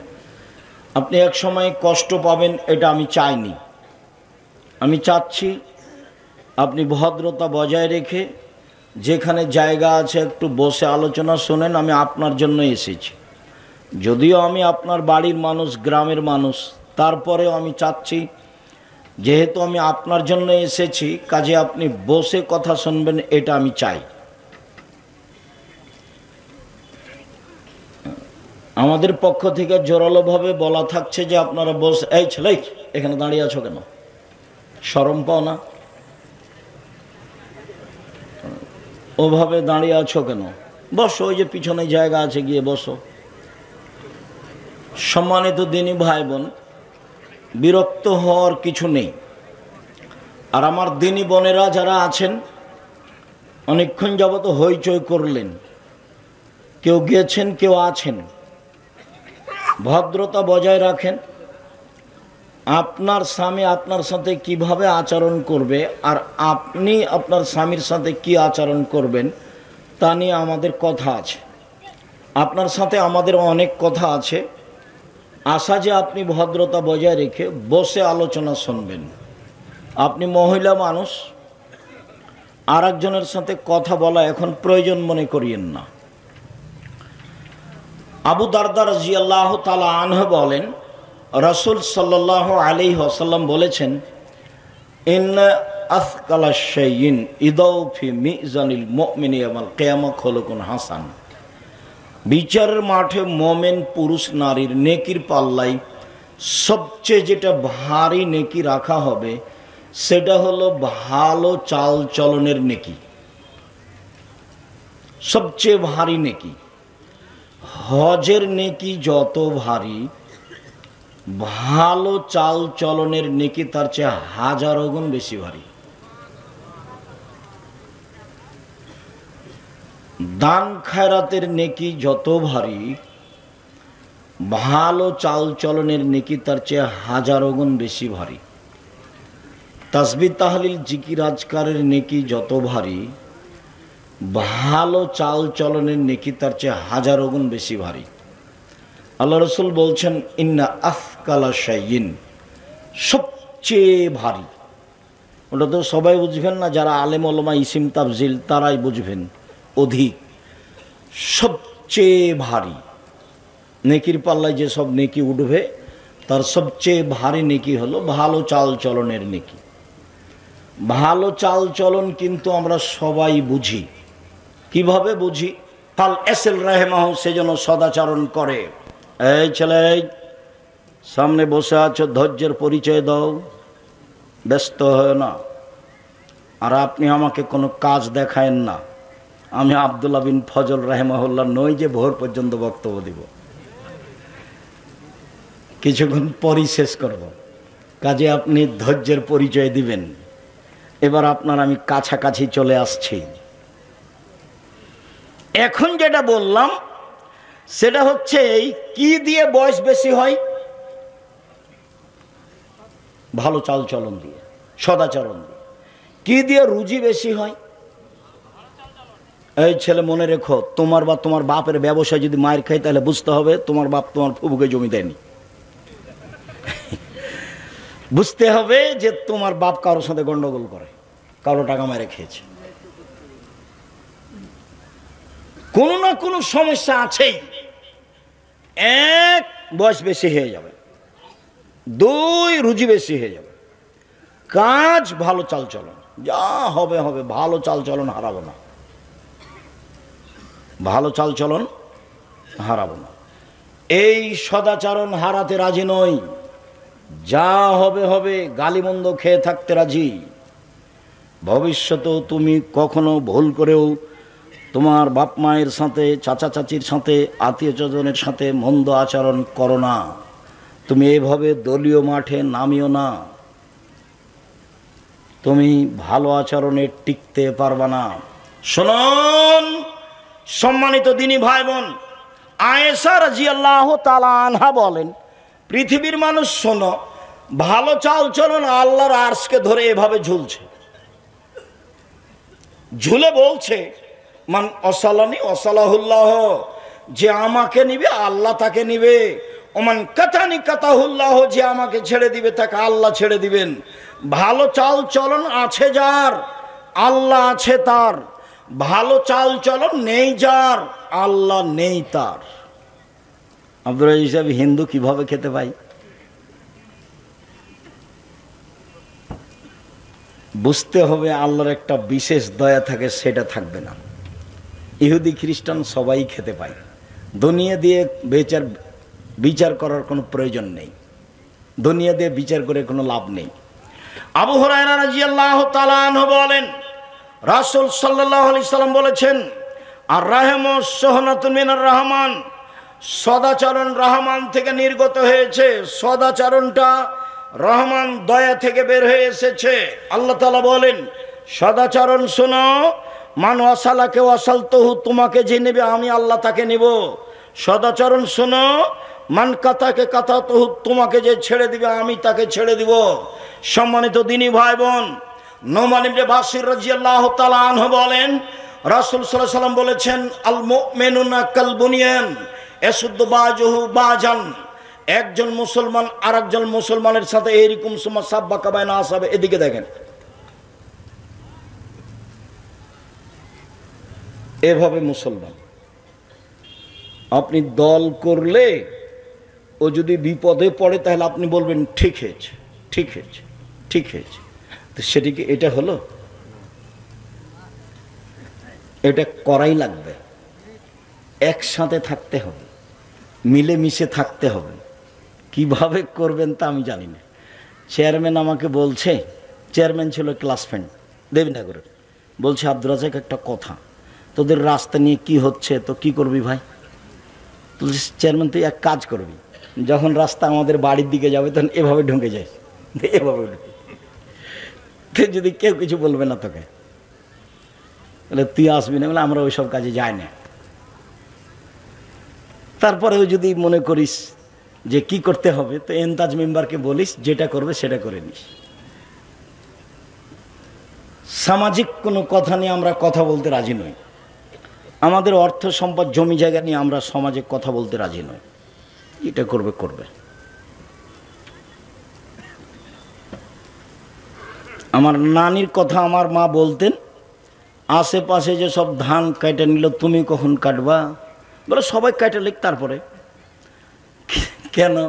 বলে আমি আগে কাটতে যদি কারো এক থপ বেশি করে কাটে নি তাহলে তুই জবাব দিবি, তুই জবাব দিবি। অতএব দুই পাশ কি করুক, কাটা নিক, তারপরে কাটবো। তারপরে তো দুনিয়া করে চলে গেছে। কি বলতে চাচ্ছেন? প্রতি বছর যে আলটা কেটে কেটে কমিয়ে দিলেন, এতে আপনার কতটুকু লাভ হয়েছে? গত বছর আল একটু মোটা ছিল, এবছর কি হয়েছে? কেটে দিয়েছেন। এই আল দিয়ে যে হাঁটে সেই গালি দেয়, যে হাঁটে সেই গালি দেয়, গালি দেয় যার যেভাবে মনে চায়। এক একজনের গালিতে এক এক রকম, সেটা তো আপনি ভালোভাবে জানেন। সম্মানিত দিনী ভাই বোন, বলছিলাম রাসূল সাল্লাল্লাহু আলাইহি সাল্লাম বললেন, সারা পৃথিবীর মুসলমান এইভাবে থাকবে, কেউ কারো বিরুদ্ধে যেতে পাবে না। এবার তিনি বলছেন, আল মুমিনুনা কারাজুলিন ওয়াহিদ, সারা পৃথিবীর মানুষ একজন মানুষ। ইনিস্তাকাইন ইস্তাকা কুল্লহু, চোখ ব্যথা করলে সম্পূর্ণ শরীরে ব্যথা বোঝা যায়, তার মানে এক পুরো শরীর একটাই, সব মানুষ একটাই। মাথা ব্যথা করলে সম্পূর্ণ শরীরে বোঝা যায় ব্যথা, তার মানে প্রতিবেশী যদি বিপদে পড়ে তাহলে আমি সে বিপদ বুঝবো এবং তার সহযোগিতা করব, তার নাম একজন। রাতে গিয়ে বলবে কি খবর ভাইজান, কি হয়েছে? অ্যাম্বুলেন্স লাগবে, টাকা কর্জ লাগবে, কিছু কি চাচ্ছেন? যা প্রয়োজন তার জন্য প্রস্তুত থাকবেন, তার নাম সবাই মিলে হলো একজন। তা আপনি যদি এরকম ভাবে সমাজে বসবাস করেন, কেউ যদি বিপদে পড়ে তাহলে আপনি বলবেন যে ঠিক হয়েছে, তখন কি এটার নাম সদাচরণ? তখন কি এটা এরকম? তখন কি সারা পৃথিবীর মানুষ একজন? জি না, ভুল বুঝিয়েন না। ভুল বুঝে সংসার করে একদিন করতে রাজি হবেন না, ঠিক নয়। চলেন এবার আপনার কাছে চলে আসলাম। মহান আল্লাহ বলেন, ওয়াবুদুল্লাহ লা তুশরিকু বিহি শাইআ, পৃথিবীর মানুষ তোমরা আল্লাহর ইবাদত করো, তার সাথে বিন্দুমাত্র শরীক করো না। আল্লাহর সাথে সদাচরণ হলো শিরক না করা। শিরক করে যে সে আল্লাহর সাথে সদাচরণ ভালো করতে পারে না। যারা ঘুম থেকে উঠে ওমা তোমার আকাশ কালিমা বলে, তাদের সদাচরণ নেই, আল্লাহর সাথে তাদের সদাচরণ নেই। যত শিরক আছে তা দিয়ে আল্লাহর সাথে সদাচরণ কেটে গেছে। 2, অবিল ওয়ালিদাইনে ইহসানা, পিতা মাতার সাথে সদাচরণ। ভবিষ্যতে কোনোদিন তুমি তোমার পিতার সামনে জোর করে কথা বলবে না, ভবিষ্যতে না, কোনোদিন নয়। ঘুম থেকে উঠে দেখবা মাটির উপরে মায়ের চেয়ে আর কেউ খারাপ মানুষ নেই, তারপরে তুমি মায়ের সাথে মন্দ আচরণ করতে পাবা না। 3, অবেজিল কুরবা, নিজ ভাই হলো সদাচরণের তৃতীয় স্তর। নিজ ভাইয়ের সাথে সদাচরণ খুবই কঠিন। কতদিন আপনাকে আমি বলেছি, আমি নিজ চোখে দেখেছি ঢেঁকি কেটে ভাগ করে নিয়েছে। ঝগড়া লেগে কি করেছে? ঢেঁকি কেটে ভাগ করে নিয়েছে। আমি নিজ কানে শুনেছি, দাঁড়িয়ে আছি, এক ভাই আর এক ভাইকে বলছে, এখানে তো থাকবো না রে, আমার ভাগ এমন লোকের কাছে বিক্রি করে যাব যে তোকে গুতাতে পারে। এক ভাই আর এক ভাইকে বলছে। বলেন এটা কোন সদাচরণ? প্রতিবেশীর সাথে অবেজিল কুরবা ওয়াল ইয়াতামা, এতিমের সাথে সদাচরণ। এতিমের সাথে সদাচরণ করলে নবীর সাথে জান্নাতে থাকতে পাওয়া যায়। অবেজিল কুরবা, নিকট, অবেজিল কুরবা ওয়াল ইয়াতামা ওয়াল মাসাকিন, ফকির মিসকিনের সাথে সদাচরণ। ফকির মিসকিনকে ধমক দিবেন না, ফকির মিসকিনকে রাস্তা থেকে জোর করে সরিয়ে দিবেন না। বাড়ি থেকে বের হওয়ার সময় খুচরা টাকা নিয়ে বের হবেন, জানে ফকির মিসকিনকে কিছু দেওয়া যায়। সব সময় বলবেন না মাফ করো মাফ করো। এরপরে অল জারিদিল কুরবা অল জারিল জুনুব, নিকটের প্রতিবেশী এর সাথে সদাচরণ। এখানে টিকা বড় কঠিন। আল্লাহ রাসূল বলছেন 4টে জিনিস আছে যার সব কিছু আছে তার। 1, ভালো স্ত্রী। 2, ভালো প্রতিবেশী। 3, একটা ভালো প্রশস্ত বাড়ি। 4, একটা ভালো গাড়ি। 4টে জিনিস আছে যার সব কিছু আছে তার। আবার বলছেন 4টে জিনিস নেই যার কোনো কিছু নেই তার। 4টে জিনিস নেই যার কোনো কিছু নেই তার। 1, স্ত্রী ভালো নয়। 2, প্রতিবেশী ভালো নয়। 3, বাড়িখান ছোট।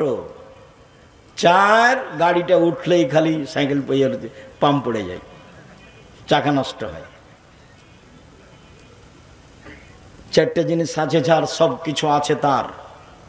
সম্মানিত দিনী ভাই বোন, প্রতিবেশীর সাথে ভালো আচরণ, এর সাথে টিকা খুবই কঠিন।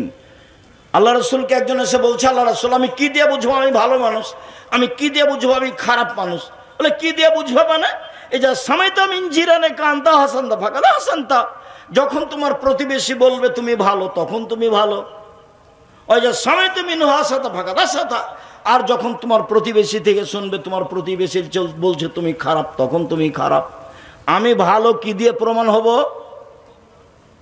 প্রতিবেশী দিয়ে। এবার পরীক্ষা করেন তাহলে নিজেকে। আমি খারাপ কার কাছে পরীক্ষিত হব? প্রতিবেশীর কাছে। একবারে 2 ভাই 2 দল করে। পরের দিন ঘুম থেকে একটু বলছে ব্যাটার খাই রাস্তা বন্ধ করে দিতে রে, তো চাচা তো ভাই যেন এখান থেকে বের হতে না পারে, হ্যাঁ রাস্তা বন্ধ করে দে। ও ভিতর দিকে ওর ভাইয়ের বাড়ি আর বাহির দিকে ওর বাড়ি। ওর বাড়ি থেকে রাস্তায় উঠা সহজ, আর এর বাড়ি থেকে রাস্তায় গেলে কি করে, গলির উপর দিয়ে যেতে হবে। তখন সকালে উঠে কি বলছে, রাস্তা বন্ধ করে দে, জিন্দিগিতে মুখ খুলবেন না, ভাইয়ের বিরুদ্ধে জিন্দিগিতে মুখ খুলবেন না। গন্ডগোল বড় ভাইয়ের কারণে হয়েছে, ক্ষমা আপনাকে নিতে হবে, তার নাম সদাচরণ। আপনি ভুল বুঝেন না, আপনাকে বলছি। এই ছেলে শোনো, যার সাথে গন্ডগোল হয়েছে, যাকে ক্ষমতা দেখিয়েছ, অপমান করেছ, আগামীকাল সকাল হতে হতে তার কাছে ক্ষমা নিতে হবে, নিতেই হবে, নিতে তুমি বাধ্য। তাহাজ্জুদ দিয়ে তুমি জান্নাত কিনতে পারবা না, হজ দিয়ে তুমি জান্নাত কিনতে পারবা না। একজন সাহেব বলছেন, আল্লাহর নবী, অমুক মহিলা বেশি বেশি সালাত আদায় করে, বেশি বেশি সিয়াম পালন করে, বেশি বেশি দান খায়রাত করে, তবে সে প্রতিবেশীকে কষ্ট দেয়। তখন আল্লাহ রাসূল বলছেন, হে ফিন্নার, ও জাহান্নামে যাবে। তাহাজ্জুদ পড়ে, দান করে, সালাত আদায় করে, কিন্তু মুখে কি করে, প্রতিবেশীকে কষ্ট দেয়, সে জাহান্নামে যাবে। একজন দান করতে পারে কম, সালাত আদায় করে কম, আপনার সিয়াম পালন করে কম, কিন্তু প্রতিবেশীকে কষ্ট দেয় না, আল্লাহ রাসূল বলছেন যে হিয়া ফিল জান্নাহ, ও জান্নাতে যাবে। এবার চলেন, আপনার স্ত্রীর সাথে আপনার সদাচরণ। রাসূল সাল্লাল্লাহু আলাইহি ওয়াসাল্লাম বলেন, আল্লাহর নবী বলছেন, পৃথিবীর মানুষ, বিদায় হজের ভাষণে তিনি বললেন, পৃথিবীর মানুষ, ফাত্তাকুল্লাহ ফিন নিসায়ে, মহিলাদের ব্যাপারে সাবধান থাকো। তোমরা তাদেরকে নিয়ে এসেছো,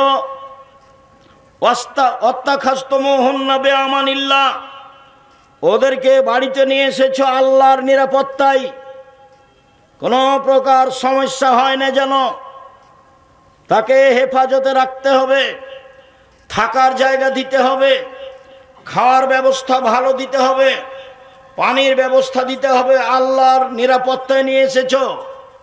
আস্তাহলালতুম ফুরুজাহুন্না বিকালিমাতিল্লাহ, আর আল্লাহর কালেমা দিয়ে তার লজ্জা স্থান বৈধ করেছ।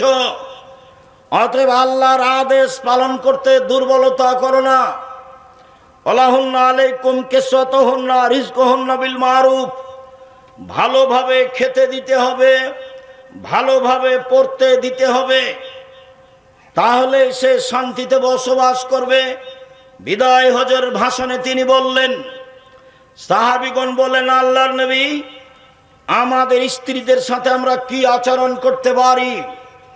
তাতে আল্লাহর নবী বললেন, মনে রেখো, এক, যে মানের খাও সে মানের খাওয়াবা, দুই, যে মানের পরো সে মানের পরাবা, তিন, কটু কথা বলো না, ওলা তুকাব্বে, ভুলেও কোনোদিন স্ত্রীকে গালি দিবেন না, ভুলেও কোনোদিন স্ত্রীর নিন্দা করবেন না, কালো হোক ঠোঁটমোটা হোক যেটাই হোক না কেন, প্রশংসা ছাড়া কোনো কথা তাকে বলবেন না।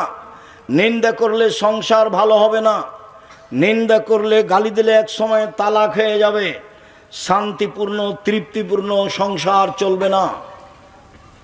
অতএব ভুলেও কখনো তাকে কটু কথা বলবেন না, মুখের উপরে কখনো মারবেন না। ওয়ালা তাতরুকা ইল্লা ফিল বাইতে, বাড়ি ছাড়া কোথাও থাকতে দিবেন না। শ্বশুর বাড়ি পাঠালেন, নিজে আপনি সাথে যাবেন, বিবাহের বাড়ি যেতে পাবে না। ডুলি বিবি প্রথা বাতিল, এমনভাবে ডুলি বিবি প্রথা বন্ধ করতে হবে। 20 বছর পরে কেউ যদি বলে ডুলি বিবি, তাহলে আর 5টা ছেলে বলবে ডুলি বিবি কি জিনিস রে, ডুলি বিবি কি জিনিস, এমনভাবে ভুলে যেতে হবে। ডুলি বিবি শব্দের উপরে পেশাব করে দিতে হবে, থুবড়া শব্দের উপরে পেশাব করে দিতে হবে। চাঁপাইনবাবগঞ্জের বিবাহ সম্পর্কে যত কিছু আছে সবই হারাম, এমন কোনো একটা কাজ নাই যেটা আমার কাছে বৈধ আছে, সবটাই নাজায়েজ। বিবাহ পড়ানো থেকে নিয়ে, এখন নতুন হতে পারে আলেম ওলামা এসেছেন, সেটা ভিন্ন কথা। আমি 2 চোখে বিবাহের যত কাজ দেখেছি, মেয়ে দেখা থেকে নিয়ে বাস্তবায়ন করা পর্যন্ত, আমাটা ব্যবহার পর্যন্ত যা কিছু দেখেছি, একটাও জায়েজ নাই, সবই হারাম। শুনুন, স্ত্রীকে বাড়িতে রাখতে হবে, বাজার করবেন আপনি, নইলে আপনার ভাই, নইলে আপনার ভাতিজা, নইলে আপনার বোনের ছেলে ভাগ্নে, জাতি কি মেরে খেয়েছেন? কেন আপনার স্ত্রী বাজারে যাবে? ভ্যানিটি ব্যাগ হাতে করে বাজারে যায় কেন? গোদাগাড়ি যায় কেন? সুলতানগঞ্জে যায় কেন? আর কি কাজে যেখানে? আর কি জমিদারি আছে? যেতে দেন কেন? আপনার লজ্জা হয় না কেন? আপনার শরম হয় না কেন? আপনার হায়া হয় না কেন? আপনি তাকে মূল্যায়ন করেন না কেন? কই আমরা তো যাই না, আমরা তো আছি বেঁচে, আমরা ওটা তো মুখে নিতে পারি না। আপনার চলে কেমনে? এক, স্ত্রীর সাথে সদাচরণ, যে মানের খাচ্ছ সে মানের খাওয়াবা। দুই, যে মানের পড়ছ সে মানের পড়বা। তিন, কটু কথা বলো না। চার, মুখের উপরে মারো না। পাঁচ, নিজের বাড়ি ছাড়া কোথাও থাকতে দিও না, যেতে দিও না, জরুরি প্রয়োজন ছাড়া বাড়ি ত্যাগ করতে পাবে না। তাহলে আপনি স্ত্রীর সাথে সদাচরণ করলেন। আল্লাহ তাদের সাথে নরম ভাবে কথা বলতে বলছেন। আল্লাহ নবী বলছেন ফাস্তাউসবিন নিসায়ে খায়রান, সব সময় স্ত্রীকে ভালো উপদেশ দাও, সব সময় স্ত্রীকে ভালো উপদেশ দাও। জোর করে কিছু করতে যাও না, ওকে বাঁকা হাড্ডি দিয়ে সৃষ্টি করা হয়েছে, জোর করে কিছু করতে গেলে ভেঙে যাবে। এক মিনিট, আয়েশা রাদিয়াল্লাহু তাআলা আনহা বলেন, পৃথিবীর মানুষ তোমরা দেখো না আল্লাহ নবী স্ত্রীকে কিভাবে ভালোবাসতেন, আমাকে কিভাবে মূল্যায়ন করতেন। আমি কম বয়সের মহিলা, মসজিদে খেলোয়াড়েরা যোদ্ধারা যুদ্ধের ট্রেনিং দিচ্ছে, আমি তার পিছনে দাঁড়িয়ে কাঁধের উপরে মুখ দিয়ে দেখছি যোদ্ধারা কিভাবে খেলছে। আমি কম বয়সের মেয়ে, যতক্ষণ পর্যন্ত আমি দাঁড়িয়ে থাকলাম তিনি আমাকে একবার বললেন না হয়েছে, দেখা হয়েছে, এখন যাও, দেখা হয়েছে, একবার বলেননি। যতক্ষণ পর্যন্ত আমি না বলেছি আর দেখব না, ততক্ষণ পর্যন্ত তিনি আমাকে কিছু বলেননি। না, বুঝাতে পারিনি কথা মনে হয়। আবার বলি, বুখারী মুসলিমের হাদিস, যোদ্ধারা মসজিদে কি করছে? যুদ্ধের ট্রেনিং দিচ্ছে অস্ত্রপাতি নিয়ে। তো এইটা দেখছেন আয়েশা রাদিয়াল্লাহু তাআলা আনহা কোন দিক থেকে? রাসূলের পিছন দিক থেকে, কাঁধের উপর দিয়ে দেখছে। যোদ্ধারা কিন্তু দেখতে পায় না যে আয়েশা দেখছেন, এই জন্য প্রজেক্টর জায়েজ। মহিলারা পুরুষকে দেখতে পারে। যারা বলেছে যে মহিলারা প্রজেক্টরের মাধ্যমে বক্তাদের দেখতে পাবে না, তাদের ভুল হয়েছে। আল্লাহ নবী এখানে দাঁড়িয়ে আছেন, পিছন দিকে কে দাঁড়িয়ে আছেন? আয়েশা রাদিয়াল্লাহু তাআলা। তিনি কোথা দিয়ে, কোন জায়গা দিয়ে যোদ্ধাদের দেখছেন? কাঁধের উপর দিয়ে। তো বলছেন আমি কম বয়সের মেয়ে, কম বয়সের মেয়ে খেলা দেখতে কত আগ্রহী হতে পারে। যতক্ষণ দাঁড়িয়ে থাকলাম ততক্ষণ তিনি থাকলেন, আমাকে বললেন না হয়েছে, দেখা হয়েছে, আর কতক্ষণ, আরে যাও তো, হয়েছে, একবার বলেননি। আয়েশা রাদিয়াল্লাহু তাআলা আনহা বলেন, সফরে একদিন ছিলাম, তিনি বললেন আয়েশা চলো যাই দৌড়ের পাল্লা। ঠিক আছে চলেন। দৌড়ের পাল্লায় আল্লাহ রাসূল পরাজয় হয়ে গেলেন, আমি জয়ী হয়ে গেলাম। আমি তো কম বয়সের মেয়ে, দৌড়াতে পারি। আর একদিন বলছেন চলো যায় আয়েশা দৌড়ের পাল্লা। আচ্ছা ঠিক আছে চলেন। এবার আমার শরীর একটু ভারী হয়েছে, শরীর একটু বেশি হয়েছে। দৌড়ে তিনি জয়ী হয়ে গেলেন, আমি পরাজয় হলাম। তিনি বললেন আয়েশা এইটা সেইটা, ওইটা এইটা, একদিন তুমি জয়ী, একদিন আমি জয়ী। স্ত্রীর সাথে সদাচরণ আপনাকে আমি কি দিয়ে বুঝাই? স্ত্রীর সাথে ভালো আচরণ, শান্তি পেতে চাইলে, তৃপ্তি পেতে চাইলে, স্ত্রীকে সত্যি সত্যি স্ত্রী মনে করলে, ও দিয়ে শান্তি পেতে চাইলে, ও দিয়ে তৃপ্তি পেতে চাইলে, ও দিয়ে সহজে বেশি কাজ নেবেন না, অপ্রয়োজনীয় কথা বলবেন না, গালি দিবেন না, নিন্দা করবেন না। আল্লাহ বলছেন ওকে আমি সৃষ্টি করেছি তোমার শান্তি তৃপ্তির জন্য। তা আপনি যে ভাষায় গালি দেন, ভাষা তো আর আমি এখন বলতে পারি না, অমুকের বেটে অমুক, ছি ছি ছি ছি ছি ছি, নাউজুবিল্লাহ, কেমনে বলে? আমি যখন বলছি তখন বলছে আব্দুর রাজ্জাক সাহেব আপনি তো খালি ওই দিক দিয়ে কথা বলেন, আমাদের তো কথা বলেন না। আমার স্বামীর মুখখান এত খারাপ, ওর মুখের দিকে তাকাতে আমার জি করে না, ও গালি দেয়। আজকের পরে যদি স্ত্রীকে গালি দেন তাহলে বক্তব্যের সাথে মুনাফিকি করা হবে। দেখেন, স্ত্রী খুব দামি জিনিস। আর দুনিয়া কুল্লাহা মাতা খায়রু মাতাই দুনিয়াল মারাতু সালেহা, সারা পৃথিবী সম্পদ সবচেয়ে দামি সম্পদ হলো স্ত্রী। রাসূল সাল্লাল্লাহু আলাইহি ওয়াসাল্লাম বললেন, পৃথিবীর মানুষ শুনে রেখো, দামি সম্পদ যেগুলো মানুষ সঞ্চয় করে রাখে, এক লিসানুন যাকের, ওই জিহ্বা যে জিহ্বা বলতে পারে সুবহানাল্লাহ, আলহামদুলিল্লাহ, আল্লাহু আকবার, আস্তাগফিরুল্লাহ, এই জিহ্বা সবচেয়ে দামি। শোনো, দুই কালবুন শাকের, যে অন্তর অল্পতেই খুশি, আল্লাহ যা দিয়েছো আলহামদুলিল্লাহ, আল্লাহ যা দিয়েছো আলহামদুলিল্লাহ। 11টার দিকে ছেলে সিম নিয়ে গেছে গোদাগাড়ির হাট, সকালে ছিল 20 টাকা কেজি, 11টার দিকে হয়ে গেছে 15 টাকা কেজি। তখন বাপে এমন ধমকাচ্ছে, তো দাঁত ভেঙে দেবো, তোর মাথা ফাটিয়ে দেবো, তোকে যে বললাম তাড়াতাড়ি আয়। একবারও বলে না যে যাক গে বেটা যা হয়েছে আলহামদুলিল্লাহ, একবারও বলে না। মানে সন্তুষ্টি কি জিনিস বুঝে না, খালি খায় আর পায়খানা করে, হাগে আর দিন কাটায়। কি যে জীবন, কিভাবে যে ছেলে মেয়ে মানুষ করলেন আমি বুঝতে পারলাম না। আসলে কি ছেলে মেয়ে আপনার শত্রু, না ছেলে মেয়ে আপনার বন্ধু, নিজের জিনিস? ছেলে মেয়ে তো আপনার নিজের জিনিস, ওর সাথে এরকম করলেন কেন? আমি তো বলতে চেয়েছিলাম, কথা ছেড়ে এসেছি, যে বাপের জিম্মেদারি ছেলে মেয়ের উপরে, ভালো বিদ্যা শিখাবে, ভালো শিষ্টাচার শিখাবে। আর মায়ের জিম্মেদারি ছেলে মেয়ের উপরে, এক মা মেয়েকে বিদ্যা শিখাবে, দুই মা মেয়েকে শিষ্টাচার শিখাবে, তিন মা মেয়েকে যত্ন করে পরিপাটি করে রাখবে, চার মা মেয়ে ছেলে মেয়েকে পাহারা দিবে। মায়ের চারটে, এক মা ছেলে মেয়েকে বিদ্যা শিখাবে, দুই মা ছেলে মেয়েকে শিষ্টাচার শিখাবে, তিন মা ছেলে মেয়েকে পরিপাটি করে সাজগোজ করে রাখবে, চার মা ছেলে মেয়েকে পাহারা দিবে। আচ্ছা, বহুদিন বলেছি, আজকে বলি, তোমার বোনের নখটা বড় আছে, বলো তো তোমার মা পাহারাদার? এখন তোমার মাকে কি বলে ডাকবে তোমার বোন? খালা। মনে আছে, বক্তব্য মনে আছে। কেন নখ বড়? কেন নখ বড়? কেন ভুরু তুলে চিকন করা আছে? আল্লাহ রসুল বলছেন, অভিশাপ ওইসব মহিলার উপরে যারা ভুরু তোলে চিকন করে, অভিশাপ ওইসব মহিলার উপরে যারা দাঁত ছিলে চিকন করে, অভিশাপ ওইসব মহিলার উপরে যারা পরচুলা ব্যবহার করে, অভিশাপ ওইসব মহিলার উপরে যারা হাতে গায়ে উল্কি দেয়, অভিশাপ ওইসব মহিলার উপরে যারা পুরুষের পোশাক পরে, জুতা স্যান্ডেল পরে। আল্লাহ রসুল বলছেন এসব মহিলার উপরে অভিশাপ। তো আপনার স্ত্রী কি দেখে গেল? কেন কেন নখে নেইল পালিশ? কেন মেহেদি থাকবে? কতবার বলেছি, আল্লাহ রসুলকে একজন মহিলা একটা পত্র দিয়েছে, তো পত্রটা নেননি, আল্লাহ রসুল হাত টেনে নিয়েছেন।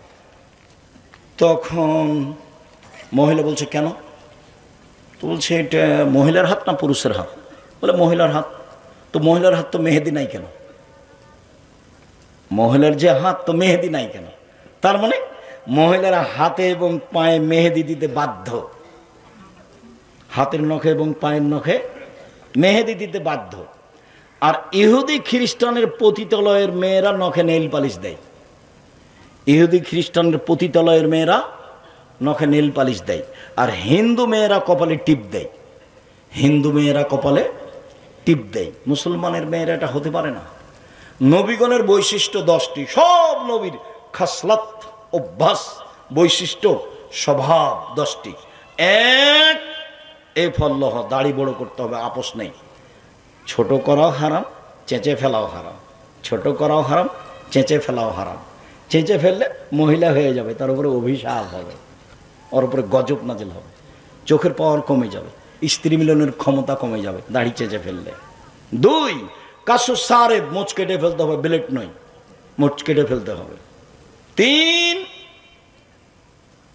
নাথলেবেত, বগলের লোম উঠিয়ে ফেলতে হবে, ব্লেড নয়, পুরুষ নারী একই হুকুম।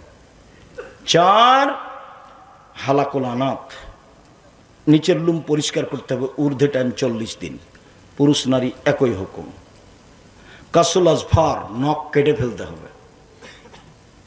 যাদের নখ বড় আছে তারা নবীর বৈশিষ্ট্য মানে না, যাদের নখ বড় আছে তারা নবীর বৈশিষ্ট্য মানে না। এরা এমনি বলছে আমরা মুসলমান, এসব নিম্ন শ্রেণীর মানুষ। এরা ওই স্বভাবের মানুষ যারা দোকানপাটে বসে আড্ডা পিটে, ল্যাংটা মেয়ে দেখাতে অভ্যাসী, এভাবে দিন কাটাই, রাত কাটাই।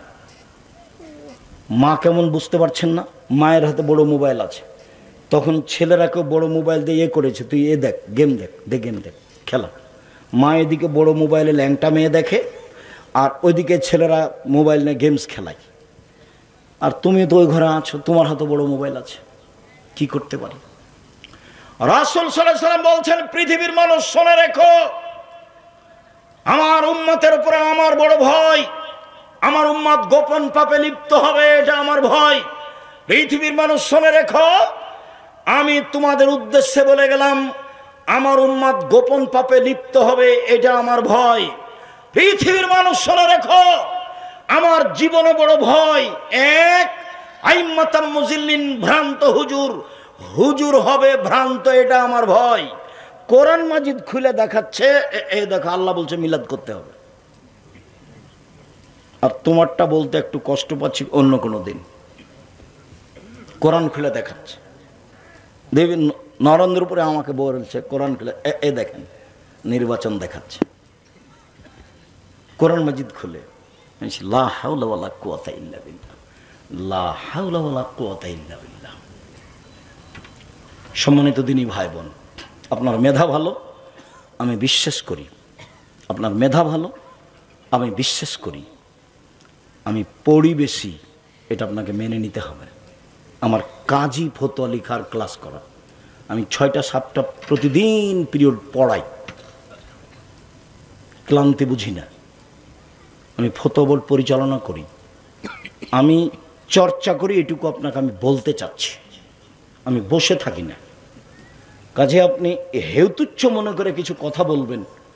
আমাকে সুলতানগঞ্জের এক ভাই বলছেন, আমি এখন উনি বেঁচে আছি না আমি বলতে পারি না, আমাকে বলছে আব্দুর রাজ্জাক, আল্লাহ তোমাদের অন্তরে কহর মেরে দিয়েছে, কহর। এই কথা বলছে, আমাকে বলছে কহর মেরে দিয়েছে, যে দোয়া করেন আল্লাহ যেন কহরটা খুলে দেয়। আমি আর কি বলতে পারি? আহমদুল্লাহ রহমানীকে দেখতে গেছি, সবাই তো আপনারা চিনবেন না, এনারা চিনবেন। তা আহমদুল্লাহ রহমানীকে শেষ টাইমে দেখতে গেছি, খুব বড় মহাদ্দেশ, যাত্রাবাড়িতে পড়াতেন। তো বলছে, ওস্তাদজি কেমন আছেন? আমরা রাজশাহী থেকে এসেছি। কে তুমি, কে তুমি, কে তুমি? বলে আমি আব্দুর রাজ্জাক বিন ইউসুফ। ও ওই আব্দুর রাজ্জাক যে জাল জয়ীফ হাদিস লেখে, জাল জয়ীফ হাদিস লেখে? জি জি জি। হাদিস আবার জাল জয়ীফ হয় নাকি? হাদিস আবার জাল জয়ীফ হয় নাকি? তো ওস্তাদজি আমাদের জন্য দোয়া করবেন। তো তোমরা দোয়াই তো তুলে দিয়েছো, কি দোয়া করবো, কি দোয়া করবো? তো আমি বলছি হেদায়েতের দোয়া করবেন। তো বলছে হ্যাঁ হ্যাঁ ঠিক ঠিক ঠিক, তোমাদের জন্য হেদায়েতের দোয়া করে, আল্লাহ তোমাদের হেদায়েত করুক, আল্লাহ তোমাদের হেদায়েত করুক। তো বলছি ঠিক আছে ওস্তাদজি, আপনি হেদায়েতের দোয়া করেন, কোনো জায়গাতে ভুল ত্রুটি থাকে তাহলে আল্লাহ সেটা কি করে দেন, উনি সংশোধন করে দেন। মানে মিথ্যা নিয়ে যেতে চায় না, সত্য নিয়ে যেতে চায়, জাতিকে ফাঁকি দিয়ে যেতে চায় না, জাতির কাছে সত্য দিয়ে যেতে চায়, এতে দিয়ে কোনো সুবিধা ভোগ করতে চায়নি। সম্মানিত দিনী ভাই বোন, মেয়ের সাথে সদাচরণ, মন পৃথিবীর মানুষ শুনে রেখো, কেউ যদি 2টা মেয়ের লালন পালন করে, 2টা মেয়ের, তাহলে আমি মুহাম্মদ সাল্লাল্লাহু আলাইহি সাল্লাম আর ওই 2 মেয়ের বাপ জান্নাতে একসাথে থাকবো। তখন আঙ্গুল জমা করেছেন, আর বলেছেন যারা ইয়াতিমের লালন পালন করে সে আর আমি জান্নাতে একসাথে থাকবো। তখন আঙ্গুল দুটি এভাবে ফাঁকা করেছেন, বুঝা যায়নি। আপনি যদি এতিমের লালন পালন করেন, টাকা দেন, 519 জনের অধিক এতিম অসহায় ছেলে মেয়ে আছে জামিয়া সালাফিয়ায়, 5000 ছেলে মেয়ের মধ্যে। তা আপনি যদি এতিমের লালন পালন করেন, তাহলে আপনি আর নবী জান্নাতে একসাথে থাকবেন। তখন কেমন বুঝা যায় না মনে হয়। আর কেউ যদি 2টা মেয়ের লালন পালন করে, 2টা মেয়ে দেখাশোনা করে বিবাহ শাদী দিয়ে দিল, সে বাপ কেমন হবে জান্নাতে মেয়ে আল্লাহ রসুলের সাথে? তখন ফাঁকা আছে? ফাঁকা নাই। মেয়ে কি জিনিস মেয়ে তো বুঝে না, মেয়ে মনে করেছে সম অধিকার লাগবে। সম অধিকার দাবিতে কয়েক বছর এমন হয়েছিল যে বেশ কিছু মেয়ের বিবাহ বাদ পড়ে গেছে, ওদের এখন বয়স 40-50, ওই গ্রুপটা এখন ওভাবেই আছে বাংলাদেশে। মানে ও বলছে এস্টাবলিশড হতে হবে। এটা ওকে কে শিখালো? এটা বাপে ভুল বুঝিয়েছে, মায়ে ভুল বুঝিয়েছে, খালা ভুল বুঝিয়েছে। আর মার, খালার, দাদির পার্থক্য তোমাকে বলেছি। একটা যখন মেয়ে হয়েছে তখন মায়ে বলেছে, খালা বলেছে কি করবি বেটা, ডিপিএস স্কুল। তা আর একটা যখন মেয়ে হয়েছে তখন দাদি বলছে কি করবি ভাই, কি করবি ভাই, একটা কিছু কর, চিন্তা ভাবনা কর। যখন 3টে মেয়ে হয়েছে তখন দাদি বলছে ভাই বউ তালাক দে, এ বউ চলবে না। এটা হলো দাদি, এটা হলো নানি। কারো স্বভাব ভালো নয়, কেউ শরীয়তকে মূল্যায়ন করতে পারে না। রাসূল সাল্লাল্লাহু আলাইহি ওয়াসাল্লাম বলছেন পৃথিবীর মানুষ শোনো, কেউ যদি 3টে মেয়ের লালন পালন করে, এবার লালন পালন দেখাচ্ছেন। 1 ফাআল্লামাহুন্না, মেয়ে 3টাকে বিদ্যা শিখিয়ে দিল। 2 আদাবাহুন্না, শিষ্টাচার শিখিয়ে দিল। 3 আহসানা ইলাইহিন্না, তার সাথে ভালো আচরণ করলো বাপ। সেই মেয়ে বিচারের মাঠে বাপকে জান্নাতে নিয়ে যাওয়ার জন্য জাহান্নাম দিয়ে অন্তরাল হয়ে যাবে। ওইদিকে থাকবে জাহান্নাম, এদিকে থাকবে পিতার, মধ্যে থাকবে মেয়েরা। আল্লাহকে বলবে আমার বাপকে আগে জান্নাতে দেন, তারপরে কোনো কথা। এত শক্তভাবে বেঁকে যাওয়ার কিয়ামতের মাঠে কোনো জিনিস নাই। এই মেয়ে 3টে যেভাবে জান্নাতে নিয়ে যাওয়ার জন্য, বাপকে জান্নাতে নিয়ে যাওয়ার জন্য বেঁকে বসবে, এত শক্ত মাধ্যম পৃথিবীতে কিয়ামতের মাঠে আর কোনো জিনিস হবে না। মেয়ের লালন পালন বাপে তো বুঝতে চায় না। সম্মানিত দিনী ভাই বোন, বলছিলাম রাসূল সাল্লাল্লাহু আলাইহি ওয়াসাল্লাম বললেন মেয়েদের জান্নাত সহজ। 1 5 ওয়াক্ত সালাত, 2 রমজান মাসের রোজা সিয়াম, 3 স্বামীকে মেনে চলা, 4 জেনায় লিপ্ত না হওয়া, 4টে। যদি কোনো সময় জেনা হয়ে যায়, এদিকে দিনী বোন শোনেন শোনেন, যদি জেনা হয়ে যায় তাহলে আজ থেকে বন্ধ করে দেন, তওবা করেন, আজ থেকে বন্ধ করে দেন, পৃথিবীর যে কোনো বিপদ থেকে বেঁচে যাবেন। 1 আজ থেকে বন্ধ করে দেন, বিচারের মাঠে বিশেষ ছায়াতলে থাকতে পাবেন। 2 3 অনাহ নাফসানিল হাওয়া ফাইনাল জান্নাত হেল মাওয়া। কেউ যদি অশ্লীল কাজ থেকে নিজেকে ঠেকাতে পারে, আল্লাহ বলছেন আমি তাকে জান্নাতুল মাওয়া দিয়ে দিব। আপনি বন্ধ করেন, আপনার জন্য জান্নাতুল মাওয়া অপেক্ষা করছে। 1 5 ওয়াক্ত সালাত, 2 রমজান মাসের সিয়াম রোজা, 3 স্বামীকে মেনে চলা, 4 জেনায় লিপ্ত না হওয়া, জান্নাতের সব দরজা খোলা। রাসূল সাল্লাল্লাহু আলাইহি ওয়াসাল্লাম বলছেন পৃথিবীর মানুষ শোনো, খায়রুন নিসায়ে, সবচেয়ে ভালো মহিলা কে? 1 আল অদুদ, স্বামীর সাথে প্রেম বিনিময়ে ভালোবাসা প্রকাশ করে যে। 2 আল অদুদ, বেশি বেশি সন্তান দিতে পারে যে। 3 স্বামীকে বিপদাপদে সান্ত্বনা দিতে পারে যে। 4 অল মুআসিয়াত, সমব্যথী যে। 4টে গুণ আছে যার, সে হলো সবচেয়ে ভালো মহিলা। 1 প্রেম বিনিময়ে স্বামীর সাথে ভালোভাবে চলে যে। 2 বেশি বেশি সন্তান দিতে পারে যে। 3 স্বামীকে সান্ত্বনা দিতে পারে যে। 1 মিনিট, সান্ত্বনা কি আব্দুর রাজাক সাহেব? দেখবেন, এদিকে দেখেন, এই ছেলে এদিকে খেয়াল করো। আপনি আমার দিন বোন একটু খেয়াল করেন, স্বামীকে কিভাবে সান্ত্বনা দিবেন দেখাই। আল্লাহ নবী একদিন এসে বলছে না, খাদিজা খাদিজা খাদিজা জাম্মেলুনি জাম্মেলুনি, আমাকে কম্বল দিয়ে জড়িয়ে ধরো, খাসি তলা নাফসি, আমার যে কি হয়, আমি মরে যাই নাকি, আমার যে কি হয়, আমি মরি নাকি, আমাকে কম্বল দিয়ে ধরো ধরো ধরো, এভাবে খাদিজা রাদিয়াল্লাহু তাআলা বলছেন। তখন খাদিজা বলছেন কাল্লা, কখনো না, হ্যাঁ অসম্ভব, এটা হতে পারে না। প্রথম কথা কাল্লা, কখনো না, হ্যাঁ অসম্ভব, হতে পারে না। তারপর বলছেন আল্লাহে, আল্লাহর কসম, আল্লাহে, আল্লাহর কসম, আল্লাহে, আল্লাহর কসম, লাইজিক আল্লাহ, আল্লাহ আপনাকে অপমান করবেন না। কেন? 1 আপনি সদাচরণ করেন। 2, অসহায় মানুষের পাশে থাকেন। 3, অসহায় মানুষের প্রয়োজন খুঁজে বেড়ান। 4, মেহমানকে খাবার দেন। 5, বিপদগ্রস্তকে খুঁজে বেড়ান। অতএব আল্লাহ আপনাকে অপমান করবেন না। এ দেখেন স্বামীকে সান্ত্বনা দিচ্ছেন।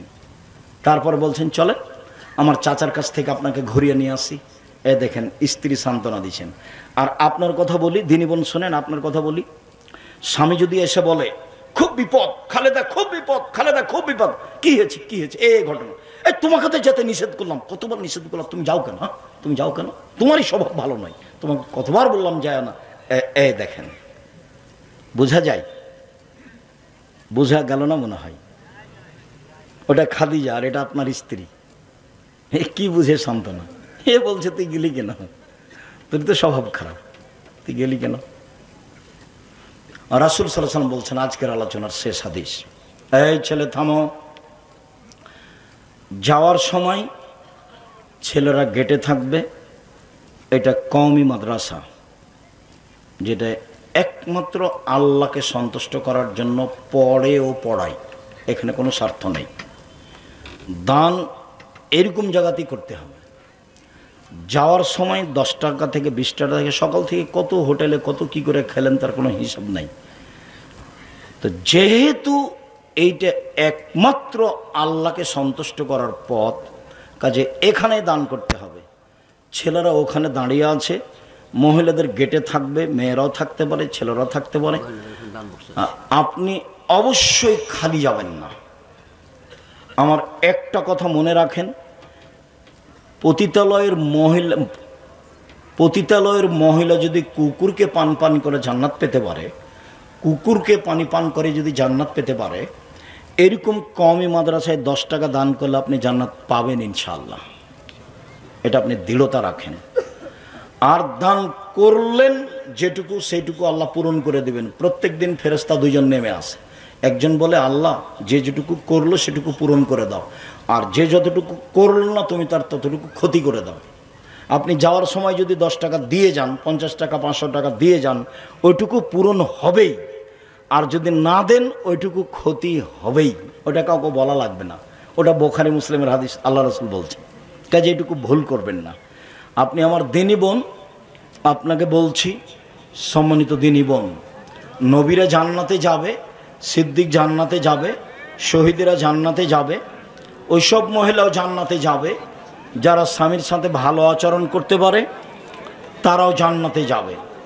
সম্মানিত দিনী ভাই বোন, আমি আপনাদের 5 ওয়াক্ত সালাত আদায়ের জোরালো আন্তরিকভাবে অনুরোধ জানিয়ে, কোরআন তেলাওয়াত করার অনুরোধ জানিয়ে, হালাল রুজির অনুরোধ জানিয়ে, মানুষের সাথে বাপ মায়ের সাথে সদাচরণ, স্ত্রীর সাথে সদাচরণের অনুরোধ জানিয়ে আপাতত আজকের মতো কথা এখানেই শেষ করলাম।